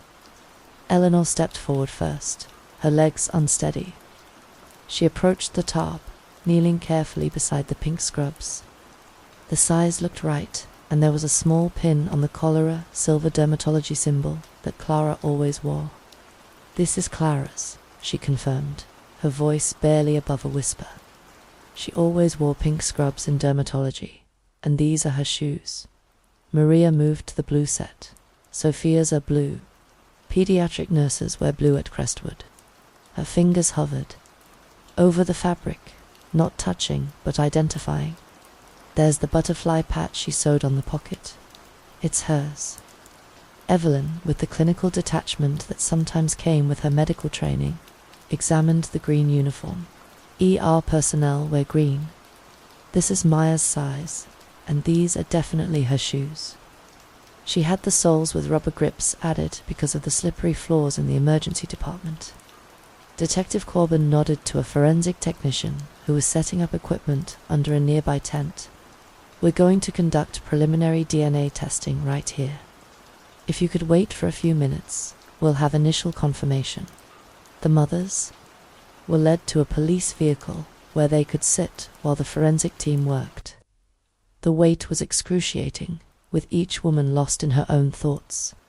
Eleanor stared at the excavation site, watching as more officers photographed the pipe and the surrounding area. After what seemed like an eternity, Detective Corbin approached them again. His expression told them everything before he spoke. "The preliminary tests confirm it. DNA from all 3 uniforms matched the samples you provided when your daughters went missing," he said quietly. "Given the condition of the fabric and how little the colors have faded, we don't believe they've been in the sewer system for the full 6 months. This is recent evidence." "What does that mean?" Evelyn asked, her medical mind already calculating possibilities. "It means," Detective Corbin said, "that someone deliberately disposed of these uniforms recently. The way they were bundled with wire suggests they wanted them to cause a blockage, or at least make them heavy enough to sink and stay hidden. This wasn't an accident. Are our daughters?" Maria couldn't finish the question. "We don't have any evidence of that," the detective assured her quickly. "What we do have is our first real lead in months. Someone had these uniforms, and they tried to dispose of them in a way that suggests they're trying to hide evidence, or maybe wanted the evidence to be found. that someone might still have information about what happened to Clara, Sophia, and Maya. Eleanor looked back at the muddy uniforms, her daughter's pink scrubs now being carefully placed in an evidence bag. So what happens now? Now, Detective Corbin said with determination, we follow this lead. And since the evidence was discarded recently, we have a much better chance of tracking whoever did this. As the forensic team continued processing the evidence, a silver BMW pulled up to the edge of the scene. Eleanor watched as a man in his early 40s stepped out, his posture rigid with concern as he surveyed the police activity. He wore expensive casual clothes under a light jacket, looking as though he'd dressed in a hurry. Dr. Croft, Detective Corbin called out, recognizing the newcomer. Eleanor immediately recognized him too. Dr. Julian Croft, the dermatologist and plastic surgeon who had supervised Clara at the hospital. He had attended the first few search meetings after the girls disappeared, but had gradually stopped coming as the weeks turned into months. The doctor approached, offering a firm handshake. To the detective, I just finished my night shift and was driving home when I noticed all the commotion, he explained, running a hand through his perfectly styled dark hair. Is there some kind of accident? I saw the public works truck and got concerned. Detective Corbin briefly explained the situation, gesturing toward the evidence collection area. We've recovered what appears to be the missing nurses' uniforms from a sewer pipe blockage. It's the first significant evidence we've found in months. Dr. Croft's eyebrows rose, and he glanced toward the three mothers with a sympathetic expression. I heard about the water issues at the hospital last night. The surgeries were nearly cancelled because of it. His gaze settled on the evidence bags being loaded into a police van. Those are their uniforms. Yes, Eleanor confirmed, watching his reaction carefully. Clara's pink ones from your department. Something flickered across the doctor's face, concern, perhaps, or maybe something deeper. Nurse Clara was exceptional, he said quietly. Best assistant I ever had in plastic surgery. Her attention to detail was unmatched. He turned back to Detective Corbin. What happens now? Does this change the investigation? With this evidence, we're upgrading from a missing persons case to a potential criminal investigation, the detective explained. We'll be reviewing CCTV footage from businesses near the sewer access points and interviewing hospital staff again. Dr. Croft nodded thoughtfully. That seems like the logical approach, though I personally only work night shifts at Crestwood now. He glanced at his watch. During the day, I run my own private practice. I actually just finished my night shift and have patients waiting this afternoon. Detective Corbin pulled out a small notebook. We'd like to speak with you again as part of our follow-up interviews. Would you be available at the hospital during your shift, or should we schedule something at your private practice? Either works, Dr. Croft said, reaching into his pocket for a business card. Here's my clinic information. Perhaps we could arrange a separate time. My schedule is quite packed with patients. As they talked, a news van pulled up to the scene, and reporters began unloading equipment. Dr. Croft's demeanor suddenly changed. His shoulders tensed, and he began glancing repeatedly at his watch. I should really be going, he said, taking a step back. I need to get some rest before my afternoon appointments. Please keep me updated on any developments. I've missed Clara's assistance greatly. Detective Corbin thanked him for stopping by and turned to greet the approaching media team. Dr. Croft quickly retreated toward his car, adjusting his jacket. As he walked, Eleanor noticed something odd about his behavior, the sudden urgency to leave when the media arrived, while Evelyn and Maria stayed to prepare for the inevitable interviews. Eleanor found herself hurrying after the doctor. Dr. Croft, wait, she called, catching up to him at the edge of the parking area. He turned, surprise evident on his face. Mrs. Vance, is there something else? We haven't spoken in months, she said, studying his face. How have you been? Busy, he replied, his his hand resting on his car door. Opening a private practice has been demanding but rewarding. I wish Clara were here. We discussed my plans many times. She was excited about potentially joining me once I got established. A sad smile touched his lips. No other nurse has her expertise in post-op care for facial procedures.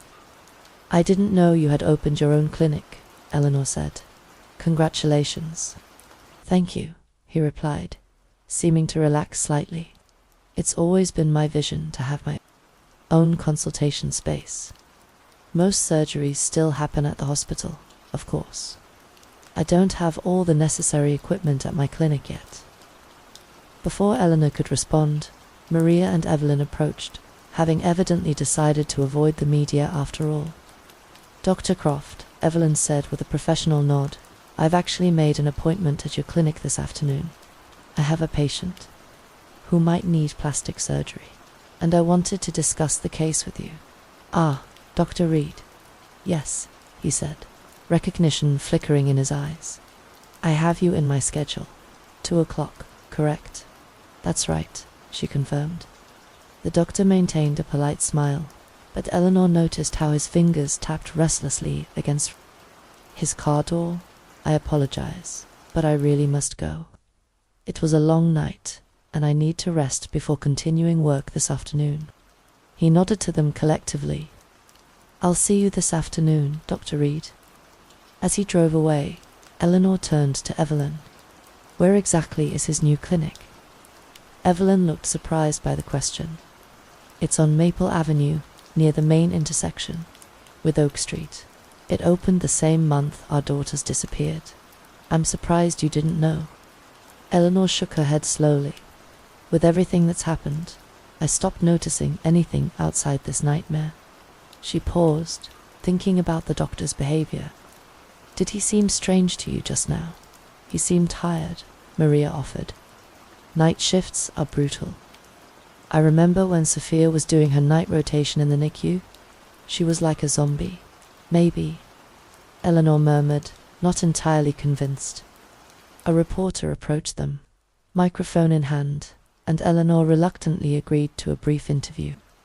She spoke about their continued hope of finding the girls and her belief that whoever had disposed of the uniforms would eventually be caught.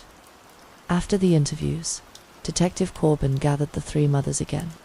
The forensic team will continue processing the evidence. I'll update you as soon as we have more concrete information from the lab and the sewer experts. We're going to find out what happened to your daughters and who dumped these uniforms.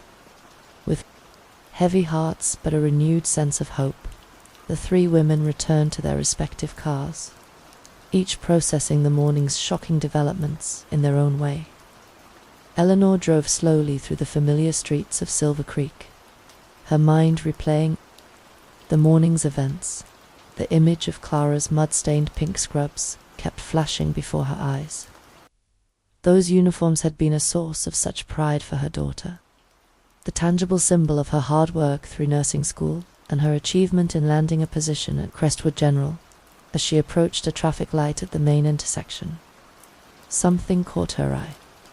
On the corner stood a modern-looking building with a tasteful sign that read Croft Aesthetic Solutions. The parking lot was empty, except for a single silver BMW Dr. Croft's car. He said he was going home to rest. Eleanor murmured to herself, slowing her car as the light turned red. Through the building's large front windows, despite the darkened interior, she could make out silhouettes. Dr. Croft appeared to be engaged in an intense conversation with another man. The doctor's body language was agitated. He was gesturing, emphatically, at one point reaching toward the other man's face. The stranger violently swatted the doctor's hand away. His posture aggressive.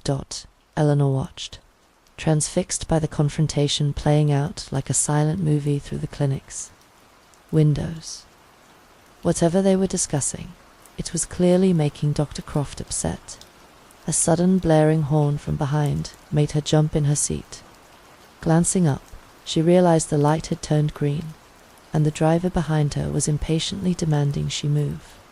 Flustered, Eleanor pressed the gas pedal and continued through the intersection, her eyes darting to the rearview mirror as the clinic disappeared from view. What was that about? She wondered aloud, gripping the steering wheel tightly. The doctor had seemed perfectly composed at the crime scene, if a bit evasive. What could have transpired in the short time since to cause such an intense confrontation? Eleanor drove one more block before making a sudden decision. At the next chance, she performed a cautious U-turn and began heading back toward the clinic. Logic told her it wasn't her concern, but she couldn't shake the urge to ensure the doctor was safe and unharmed. And after 6 months of helplessness, in the search for her daughter, any anomaly seemed worth investigating. As she approached the clinic again, she was surprised to see both Dr. Croft's BMW and a motorcycle she hadn't noticed before pulling out of the parking lot. The motorcycle, a sleek black sports model, pulled ahead quickly, while the doctor's car followed at a more sedate pace. At least he's okay, Eleanor muttered, relieved that the confrontation hadn't escalated to physical violence. Still, as she continued on her usual route, home coincidentally, the same direction the two vehicles had taken, curiosity tugged at her, urging her to keep an eye on where they were headed. She remembered that the doctor lived in an upscale, residential neighborhood not far from this area.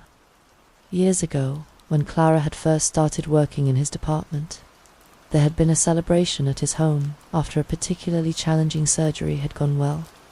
Eleanor had dropped Clara off at the house, a modern architectural showpiece with expansive windows and a perfectly manicured lawn. She recalled picking Clara up later that evening and accidentally witnessing a moment between her daughter and the doctor. He had winked playfully at Clara, causing her to blush. For weeks afterward, Clara had seemed infatuated, though she'd refused to discuss it with her mother. Eventually, whatever it was had seemed to pass, and Clara had returned to her usual self. Now, as Eleanor followed at a discreet distance, she noticed that Dr. Croft didn't take the turn toward his neighborhood. Instead, he continued straight, eventually pulling into the parking lot of Precision Medical Supplies, a store catering to healthcare professionals. The motorcycle had gone ahead, turning onto a smaller side street that Eleanor knew led to the outskirts of town. There was an old car wash on that street, but the bike had zoomed past it without stopping. Eleanor slowed her car, staring down. The side street. What business would someone have out there? The area was largely undeveloped, with only a few scattered buildings that had seen better days. This is ridiculous, she told herself firmly, gripping the steering wheel. I'm not a detective or a spy. I'm just a worried mother who's starting to see connections where there probably aren't any. With a deep breath, she continued on her way home, determined to get some rest before discussing the morning's discoveries with Maria and Evelyn later.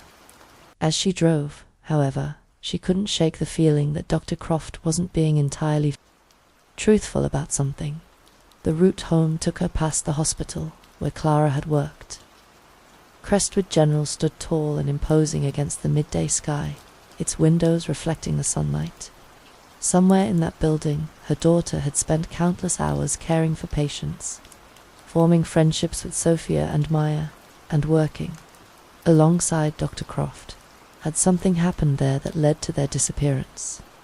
Eleanor had asked herself that question countless times over the past 6 months. Today was the first time they'd found any significant clue, and it had been literally dredged up from the sewers beneath the town. As she finally pulled into her driveway, Eleanor felt the emotional weight of the morning settling over her. The discovery of the uniforms brought both hope and dread. Hope that they might finally learn what happened, and dread about what that truth might be. The familiar scent of coffee filled Eleanor's kitchen as she waited for the pot to finish brewing. After the morning's emotional roller coaster, she needed the caffeine to clear her head. She poured herself a steaming mug and settled at her computer, opening her messenger app, hoping to find some communication from Maria or Evelyn, but they were likely as emotionally drained as she was, and taking time to process everything to Eleanor. Switched to her email, hoping for any updates from Detective Corbin. She refreshed the page, and this time a new message popped up from him. Her heart skipped a beat as she quickly clicked it open. "Mrs. Vance," the email began, "I wanted to update you on a significant development. Our forensic team found partial fingerprints on the steel wire used to bundle the nurse's scrubs. We've run them through our database and identified a match.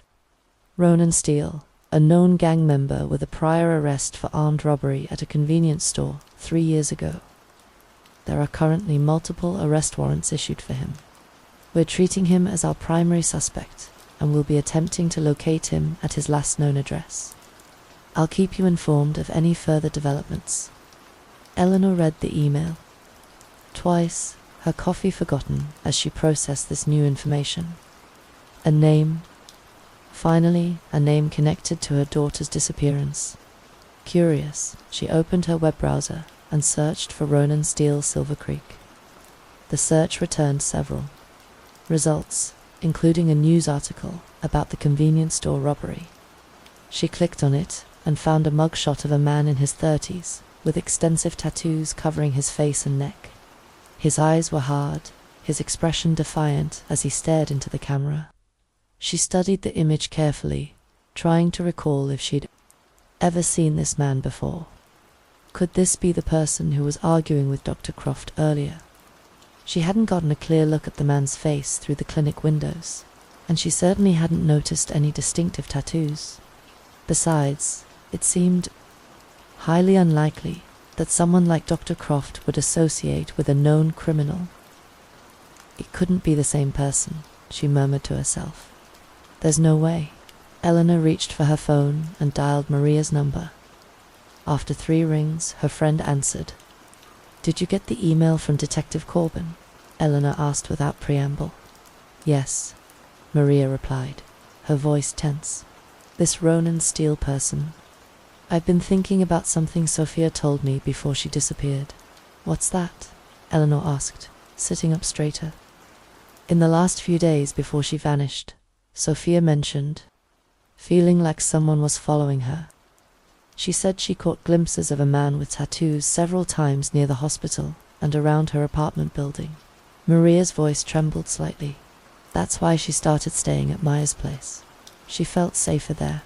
Eleanor frowned, setting her mug down on the desk. "Clara never mentioned anything like that to me." "Did you tell Detective Corbin about this?" "Yes, right after the girls disappeared. The police thought it might be significant, but without any evidence or a clear description, there wasn't much they could do." "Did Sophia ever say where exactly she saw this man?" Eleanor asked, her mind racing. There was a pause on the line as Maria seemed to be recalling details. "I remember her mentioning Sycamore Lane, near that old car wash. She said she saw him there a couple of times when she was driving to work." Eleanor's breath caught in her throat.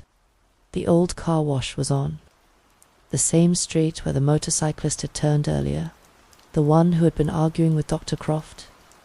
"Maria, I saw something strange today," Eleanor began, and then recounted her observations of Dr. Croft at his clinic and the man on the motorcycle. "The street with the car wash is the same one you just mentioned. You think there's a connection?" Maria asked, sounding skeptical. "Dr. Croft is a respected surgeon. Why would he be involved with someone like Ronan Steele?" "I don't know," Eleanor admitted. "Maybe it's nothing, but the timing feels off, doesn't it? The uniforms turn up in the sewer this morning, and then Dr. Croft suddenly reappears, only to be caught in a heated argument at his clinic after saying he was going home to rest." "Maybe we should tell Detective Corbin about what you saw," Maria suggested. "I will, but I want to be sure before I start making accusations." Eleanor hesitated, then continued. "By the way, did you know that Evelyn has an appointment with Dr. Croft this afternoon at his clinic?" "Yes, she mentioned it. Something about a patient consultation." "I think I might go with her," Eleanor decided, "just to see the clinic for myself." "You're starting to sound a bit paranoid," Maria said gently. Dr. Croft worked with Clara for years. He attended the search meetings at the beginning. Why would he suddenly be a suspect? I'm not saying he is, Eleanor defended. But something feels off, has felt off since this morning when he showed up at the industrial park. There was a long pause before Maria spoke again. I'll trust your instincts, Eleanor. You've always been more perceptive than me. Just be careful. Not to see connections that aren't there just because we're desperate for answers. I know, Eleanor sighed. Maybe I am seeing things that aren't there. But after 6 months of nothing, I can't ignore even the slightest possibility. I understand, Maria said softly. Let me know what you find out. I think I'll stay home and rest today. This morning took a lot out of me. After ending the call, Eleanor dialed Evelyn next. When her friend answered, Eleanor quickly filled her in on the email from Detective Corbin and her conversation with Maria. A man with tattoos, Evelyn mused. Maya never mentioned anyone following her, but she wouldn't have wanted to worry me. She was always so independent. Evelyn, about your appointment with Dr. Croft this afternoon, would you mind if I came with you? Eleanor asked. Of course not, Evelyn replied. To be honest, I'm not sure I feel up to driving after this morning. Maybe we could go together. I'll wait in the lobby while you have your appointment, and then we can talk about what happened today. And Evelyn, Eleanor said, did you think Dr. Croft seemed strange this morning at the scene? Evelyn paused before answering. Doctors are bound by strong ethics and vows, Eleanor. Someone with Dr. Croft's reputation wouldn't risk his career doing something illegal or dangerous. He was probably just tired from his night shift, and the man you saw might have been a difficult patient. It happens sometimes. You're probably right, Eleanor conceded, though she wasn't entirely convinced. What time is your appointment? I'll pick you up. 2 o'clock. And Eleanor, try not to worry too much. Detective Corbin has a solid lead now. Let him do his job. After hanging up, Eleanor sat back in her chair, absently scrolling through old photos of Clara on her phone. Her daughter's smiling face in her pink scrubs, arm in arm with Sophia and Maya at their nursing school graduation. The three of them had been so full of hope and ambition that day, excited to begin their careers at Crestwood General. She paused on a group photo from a hospital fundraiser 8 months ago. In the background, slightly blurred but recognizable, was Dr. Croft, watching the three nurses with an unreadable expression. Had he always been watching them? And if so, why? The hours crawled by as Eleanor researched Ronan Steele, finding little beyond his arrest record and a few mentions in local news articles.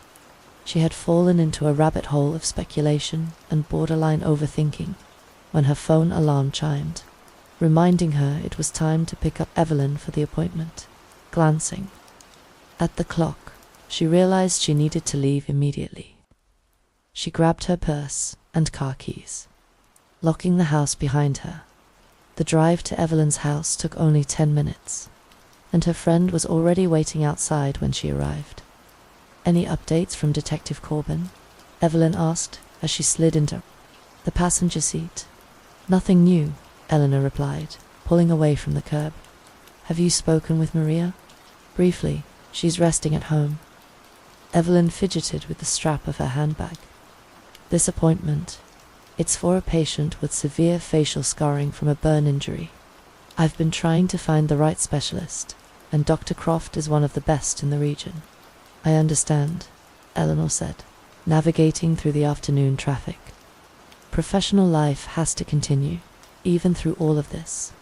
They arrived at Croft Aesthetic Solutions 15 minutes before the scheduled appointment. The clinic's exterior was sleek, and modern floor-to-ceiling windows framed by minimalist grey. The parking lot had several cars now, unlike earlier when only the doctor's BMW had been present. As they entered the reception area, they were greeted by a young woman in stylish medical scrubs behind a curved desk. Good afternoon, do you have an appointment? She asked with a practiced smile. Yes, Dr. Evelyn read at 2 o'clock, Evelyn replied. Presenting her hospital ID card, the receptionist tapped at her computer. Then her expression shifted to apologetic. I'm sorry, Dr. Reed, but Dr. Croft has cancelled all his afternoon appointments due to an emergency. We tried to contact everyone, but a few calls went to voicemail. An emergency, Evelyn repeated, glancing at Eleanor. Is everything all right? I wasn't given any details. The receptionist said, just instructed to reschedule all of today's patients. Will he be at Crestwood General Hospital instead? Evelyn pressed. The young woman shook her head. I wasn't informed about that. I can reschedule you for tomorrow or early next week if you'd like. Eleanor, meanwhile, had moved toward the large windows overlooking the parking lot. His car is still here, she observed, pointing to the silver BMW parked in the reserved space. Has he left already? The receptionist hesitated before answering. Dr. Croft is still in his office. He said he would be leaving soon, but asked not to be disturbed. Eleanor and Evelyn exchanged a look before thanking the receptionist and stepping back outside. As they walked across the parking lot toward Eleanor's car, they passed Dr. Croft's BMW. Eleanor slowed, her attention caught by something in the back seat.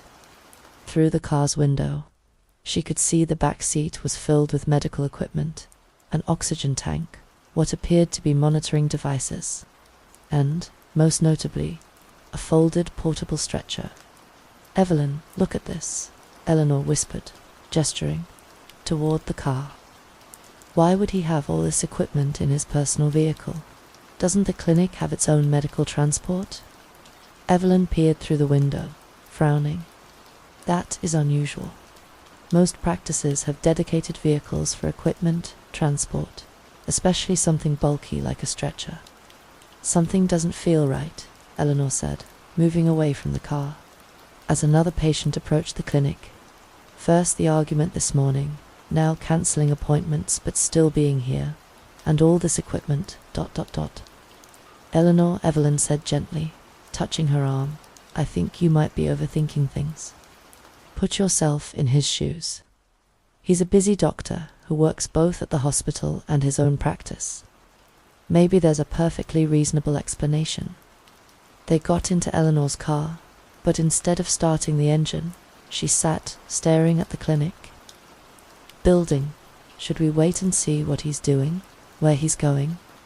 That's bordering on stalking, Evelyn said with concern. Why don't we go to Maria's house instead? It would be better to stick together than spending time alone overthinking this situation. Eleanor hesitated, then gave a reluctant nod. You're right. This whole thing is starting to get under my skin. She started the car and pulled up to the intersection, waiting for the traffic light to turn green. In her rearview mirror, she saw movement in the clinic parking lot. Dr. Croft was hurrying to his car, carrying a small case. Look, Eleanor said quietly. He's leaving now. They watched as the doctor got into his BMW and quickly backed out of his space. He pulled up to the intersection beside them, positioning his car in the lane to their right. From this close vantage point, they could see him clearly through his side window. Dr. Croft was on his phone, oblivious to their presence. His expression was tense, almost panicked, as he gesticulated wildly with his free hand. At one point, he slammed his palm against the steering wheel in frustration. Please, they heard him exclaim through the partially open window. The next word was faint but unmistakable. Dangerous. His expression then softened, changing from anger to something akin to pleading as he continued the call, staring straight ahead and completely unaware of Eleanor and Evelyn watching him. When the light turned green, Dr. Croft's car accelerated quickly, moving ahead of them into the flow of traffic. Behind them, a car honked impatiently.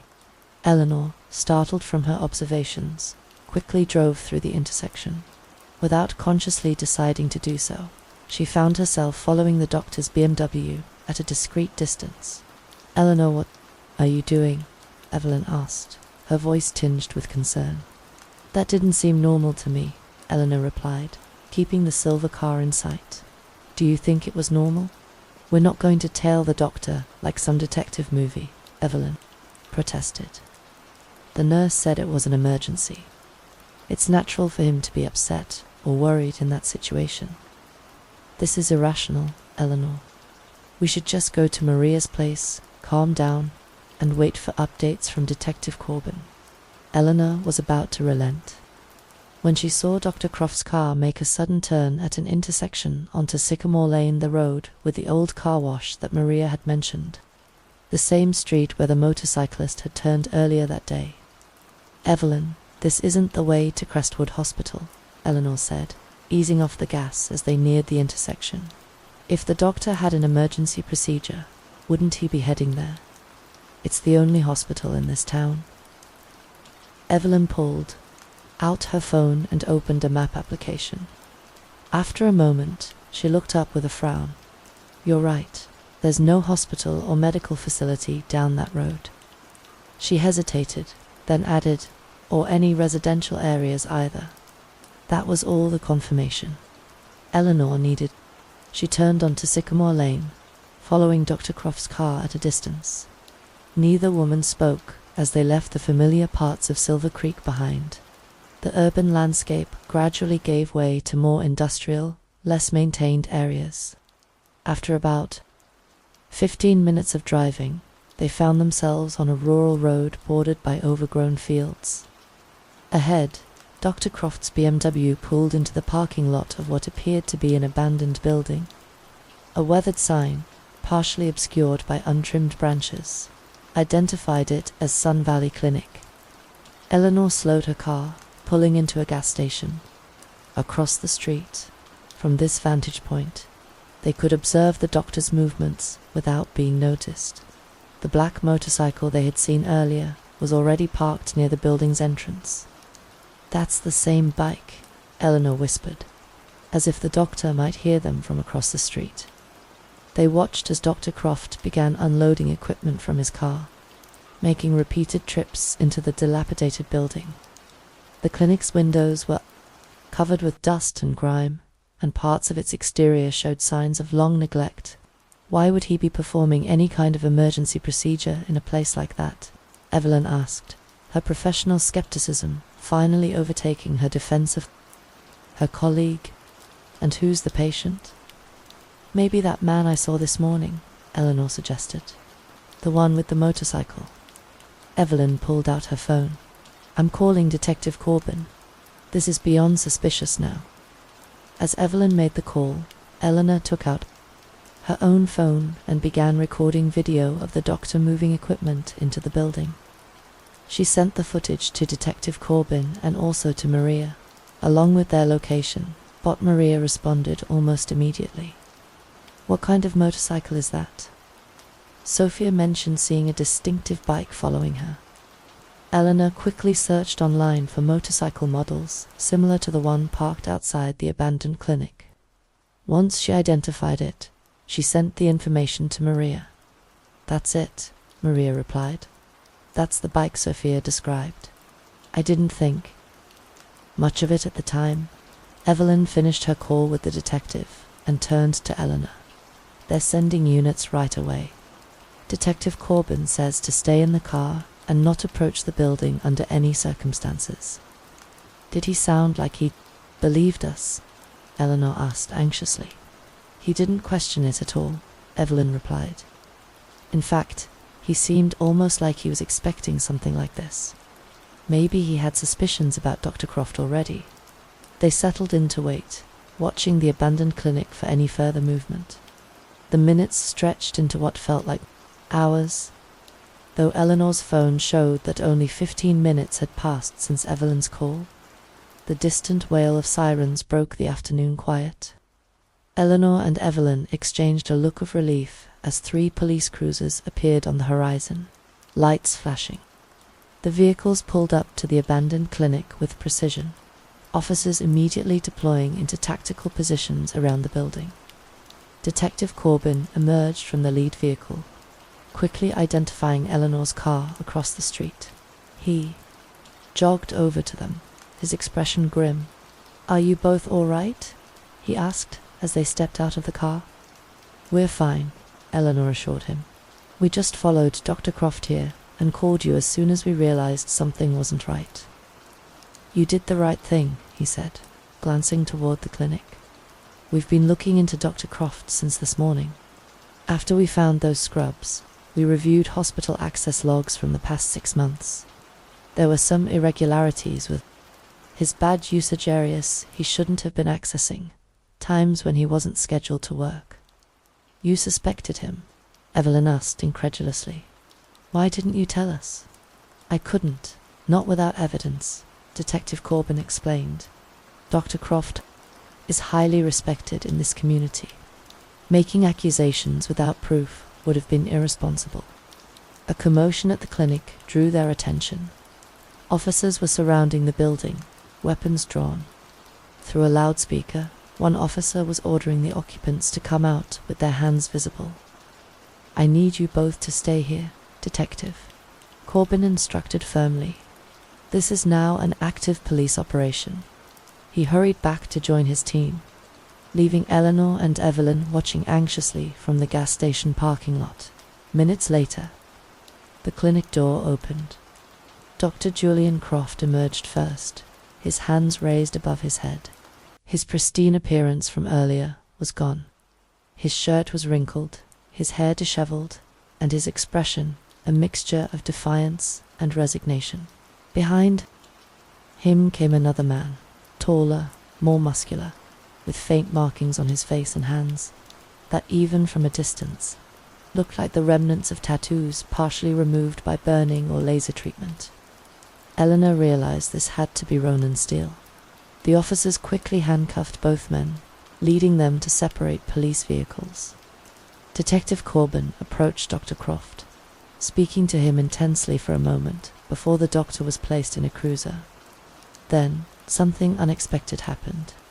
More officers emerged from the building, this time accompanying 3 frail-looking women who were being carefully helped toward waiting ambulances that had just arrived.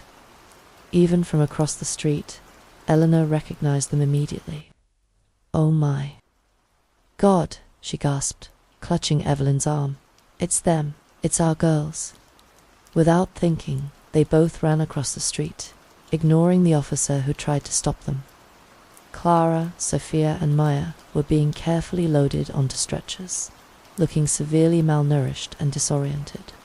Their once vibrant faces were gaunt, their eyes hollow from months of captivity. "Clara," Eleanor cried, reaching for her daughters.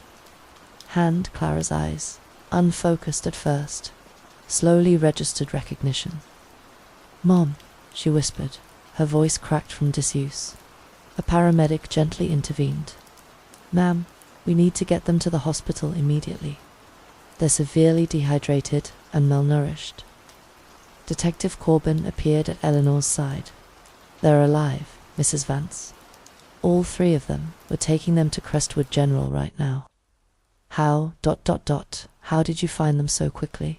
Evelyn asked, tears streaming down her face as she watched her daughter being loaded into an ambulance. "Once we breached the building, it wasn't difficult," the detective explained. "They were being kept in what used to be the clinic's isolation ward." Eleanor pulled out her phone with trembling hands and called Maria. "Maria, they found them. They're alive. We're at the old Sun Valley Clinic, but they're taking the girls to Crestwood General. Meet us there." Maria's scream of joy was audible even to Detective Corbin, who nodded in understanding. "You can follow the ambulances to the hospital. I'll meet you there after we secure the scene." As they hurried back to Eleanor's car, they could see forensic teams arriving, preparing to comb through the abandoned clinic for evidence. Detective Corbin was already coordinating officers, directing them to different areas of the property. Eleanor started her car with shaking hands, pulling out to follow. The ambulances that now carried their daughters. As they drove, Evelyn called Maria again, filling her in on what little they knew. Detective Corbin said they arrested Dr. Croft and another man. It must be Ronan Steele, Evelyn explained. They found the girls inside the old clinic. They're alive, Maria. They're really alive. As they followed the ambulances toward Crestwood, General Eleanor tried to process what had just happened. After 6 months of agonizing uncertainty, of imagining the worst possible scenarios, her daughter was alive. Wounded, traumatized, but alive. The drive to the hospital seemed both endless and instantaneous. When they finally arrived, the emergency department was already preparing for the incoming patients. The ambulances pulled up to the bay, and medical teams rushed out to meet them, efficiently transferring the 3 young women to waiting gurneys. Eleanor and Evelyn were directed to a private waiting area where Maria joined them minutes later, breathless from running. The 3 mothers embraced, their relief and joy mingled with concern over their daughter's conditions. The doctor said they'll come update us as soon as they've assessed them, Eleanor explained, wiping tears from her eyes. They're severely malnourished, but they're alive. What happened? Why did Dr. Croft take them? Maria asked, clutching Eleanor's hand. I don't know yet, Eleanor admitted. Detective Corbin said he'll explain everything when he gets here. As they waited, hospital staff periodically checked on them, offering water and reassurance. Word had spread quickly throughout the hospital that the missing nurses had been found, and many staff members, some who had worked with the young women, gathered in the corridor outside, anxious for news of their colleagues. A few hours later, Detective Corbin arrived, accompanied by 2 officers. His face showed the strain of the day, but there was unmistakable satisfaction in his eyes as he approached the 3 mothers. They're being stabilized, he informed them. The doctors say they'll recover physically with time and proper care. Can we see them? Maria asked eagerly. Soon, he promised. The medical team is still working with them, but they assured me you'll be allowed in as soon as possible. What happened to our daughters? Detective Eleanor asked, the question they'd all been waiting to have answered. Why did Dr. Croft take them? Detective Corbin gestured to the empty chairs. You should sit down. It's a complicated story, and we're still piecing parts of it together. Once they were all seated, Detective Corbin began explaining what the police had learned through their initial interrogation of Dr. Croft and Ronan Steele. From what we've gathered so far, Dr. Croft hired Ronan Steele through a criminal contact. To get rid of the 3 nurses, he explained, his voice grim. He wanted them to disappear quietly, permanently. But why? Evelyn asked, horrified. That's where it gets complicated, the detective continued. According to Steele, he was supposed to kill them, but he couldn't go through with it. Instead, he held them captive in the abandoned clinic, which we've discovered was previously owned by Dr. Croft's father before it closed down 15 years ago. So they've been there all this time? Maria asked, her voice shaking. Detective Corbin nodded solemnly. In a sealed-off wing that used to be the isolation ward, they've been kept in extremely poor conditions, severely malnourished and neglected. However, they were kept alive. But why would Ronan Steele keep them alive if he was hired to kill them? Eleanor questioned. Leverage, the detective explained. Steele has multiple outstanding warrants besides the convenience store. Robbery. He demanded that Dr. Croft perform illegal facial reconstruction surgery to help him escape law enforcement. He believed a new face would give him a fresh start, a clean identity. And Dr. Croft refused, Evelyn surmised, her medical knowledge, helping her understand the situation. Exactly, Detective Corbin confirmed. Dr. Croft had been stalling for months, claiming he didn't have the sterile equipment or anesthetics at his private practice, and that performing the surgery at the hospital would expose them both. According to Steele, the doctor told him, I wouldn't risk everything for a thug like you. So the uniforms in the sewer, Eleanor began. That was Steele sending a message, the detective explained. He was furious at being strung along. He took the nurses' uniforms from where he'd been storing them, bundled them with wire and surgical tape, and flushed them into an industrial toilet at the abandoned clinic, which connects to the main sewer system. He wanted to pressure Dr. Croft into performing the surgery by threatening to expose what they'd done. And that caused the blockage that led us to finding the uniforms, Maria realized. Correct, Detective Corbin said. When we investigated the Ronan Steele lead from the fingerprints, we went to his last known address, but of course, he wasn't there. He'd been staying at the abandoned clinic all along, keeping watch over the nurses. Did he confess to all of this? Evelyn asked. Yes, quite readily, the detective replied. He seemed almost relieved to be caught. His exact words were, "Doc's the one who set it all up. I just did the dirty work." A nurse appeared at the doorway, interrupting their conversation. "Excuse me, but one of the patients is asking to speak with you, Detective. She says it's important." "Which one?" Eleanor asked anxiously. "Clara Vance," the nurse replied. "She's more stable than the others, and insisting on speaking with the detective immediately." Detective Corbin stood. "I'll go see what she has to say. It might help fill in some of the missing pieces." "Can I come with you?" Eleanor pleaded. "I need to see my daughter." After a moment's consideration, the detective nodded. "All right, but she's still very weak, so please let her speak at her own pace." They followed the nurse down the corridor to a private room where Clara lay in a hospital bed. IVs attached to her arms and monitoring equipment beeping steadily beside her. Despite her frail appearance, her eyes were alert and determined. "Mum," she whispered as Eleanor rushed to her side, carefully embracing her daughter. "Oh, Clara," Eleanor sobbed, stroking her daughter's hair. "I never gave up hope." After a moment, Clara turned her attention to Detective Corbin.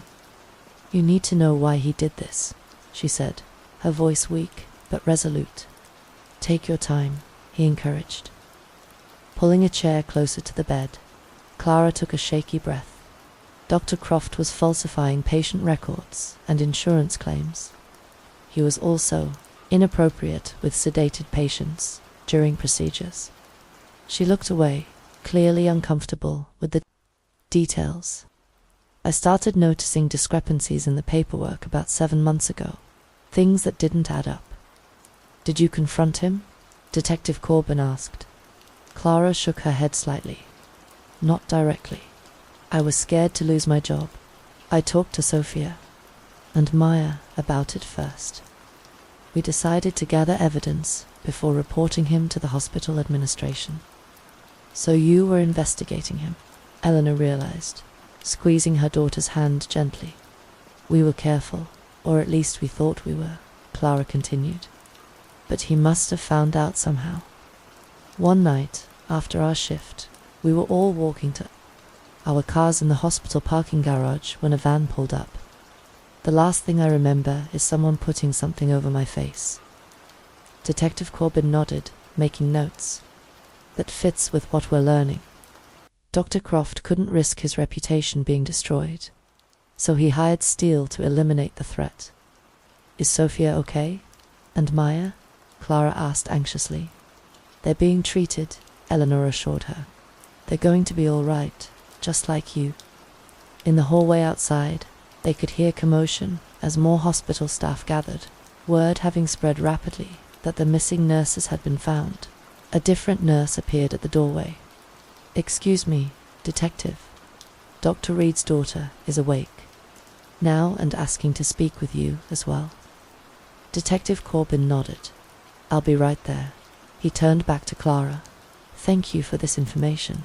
It's going to help us build a solid case against Dr. Croft." "There's one more thing," Clara said, her voice growing weaker with fatigue. "The man who kept us, Ronan. He wasn't as cruel as he could have been. He brought us food and water. He even sneaked in medications when Maya developed an infection. I think, I think he was trapped too, in his own way. His cooperation might get him some consideration during sentencing. Detective Corbin considered, but he'll still face serious charges for his part in this. As they left Clara's room to check on the other young women, hospital staff approached with questions and offers of support. News cameras had already gathered outside the hospital, and journalists were attempting to get statements from anyone entering or leaving the building. Detective Corbin turned to Eleanor. "I need to check on the other victims, and then coordinate. With my team at the clinic, they're searching Dr. Croft's office here at the hospital as well, looking for evidence of other crimes he might have committed over the years." Maria approached them from down the hallway, her face streaked with tears of joy. "Sophia's awake. She's asking for me." Eleanor embraced her friend. "Go to her. I'll be with Clara." As Maria hurried to her daughter's room, Evelyn joined them, her professional demeanor barely containing her emotional state. "Maya's condition is improving," she reported. "The doctors say she needs extensive physical therapy, but she'll recover."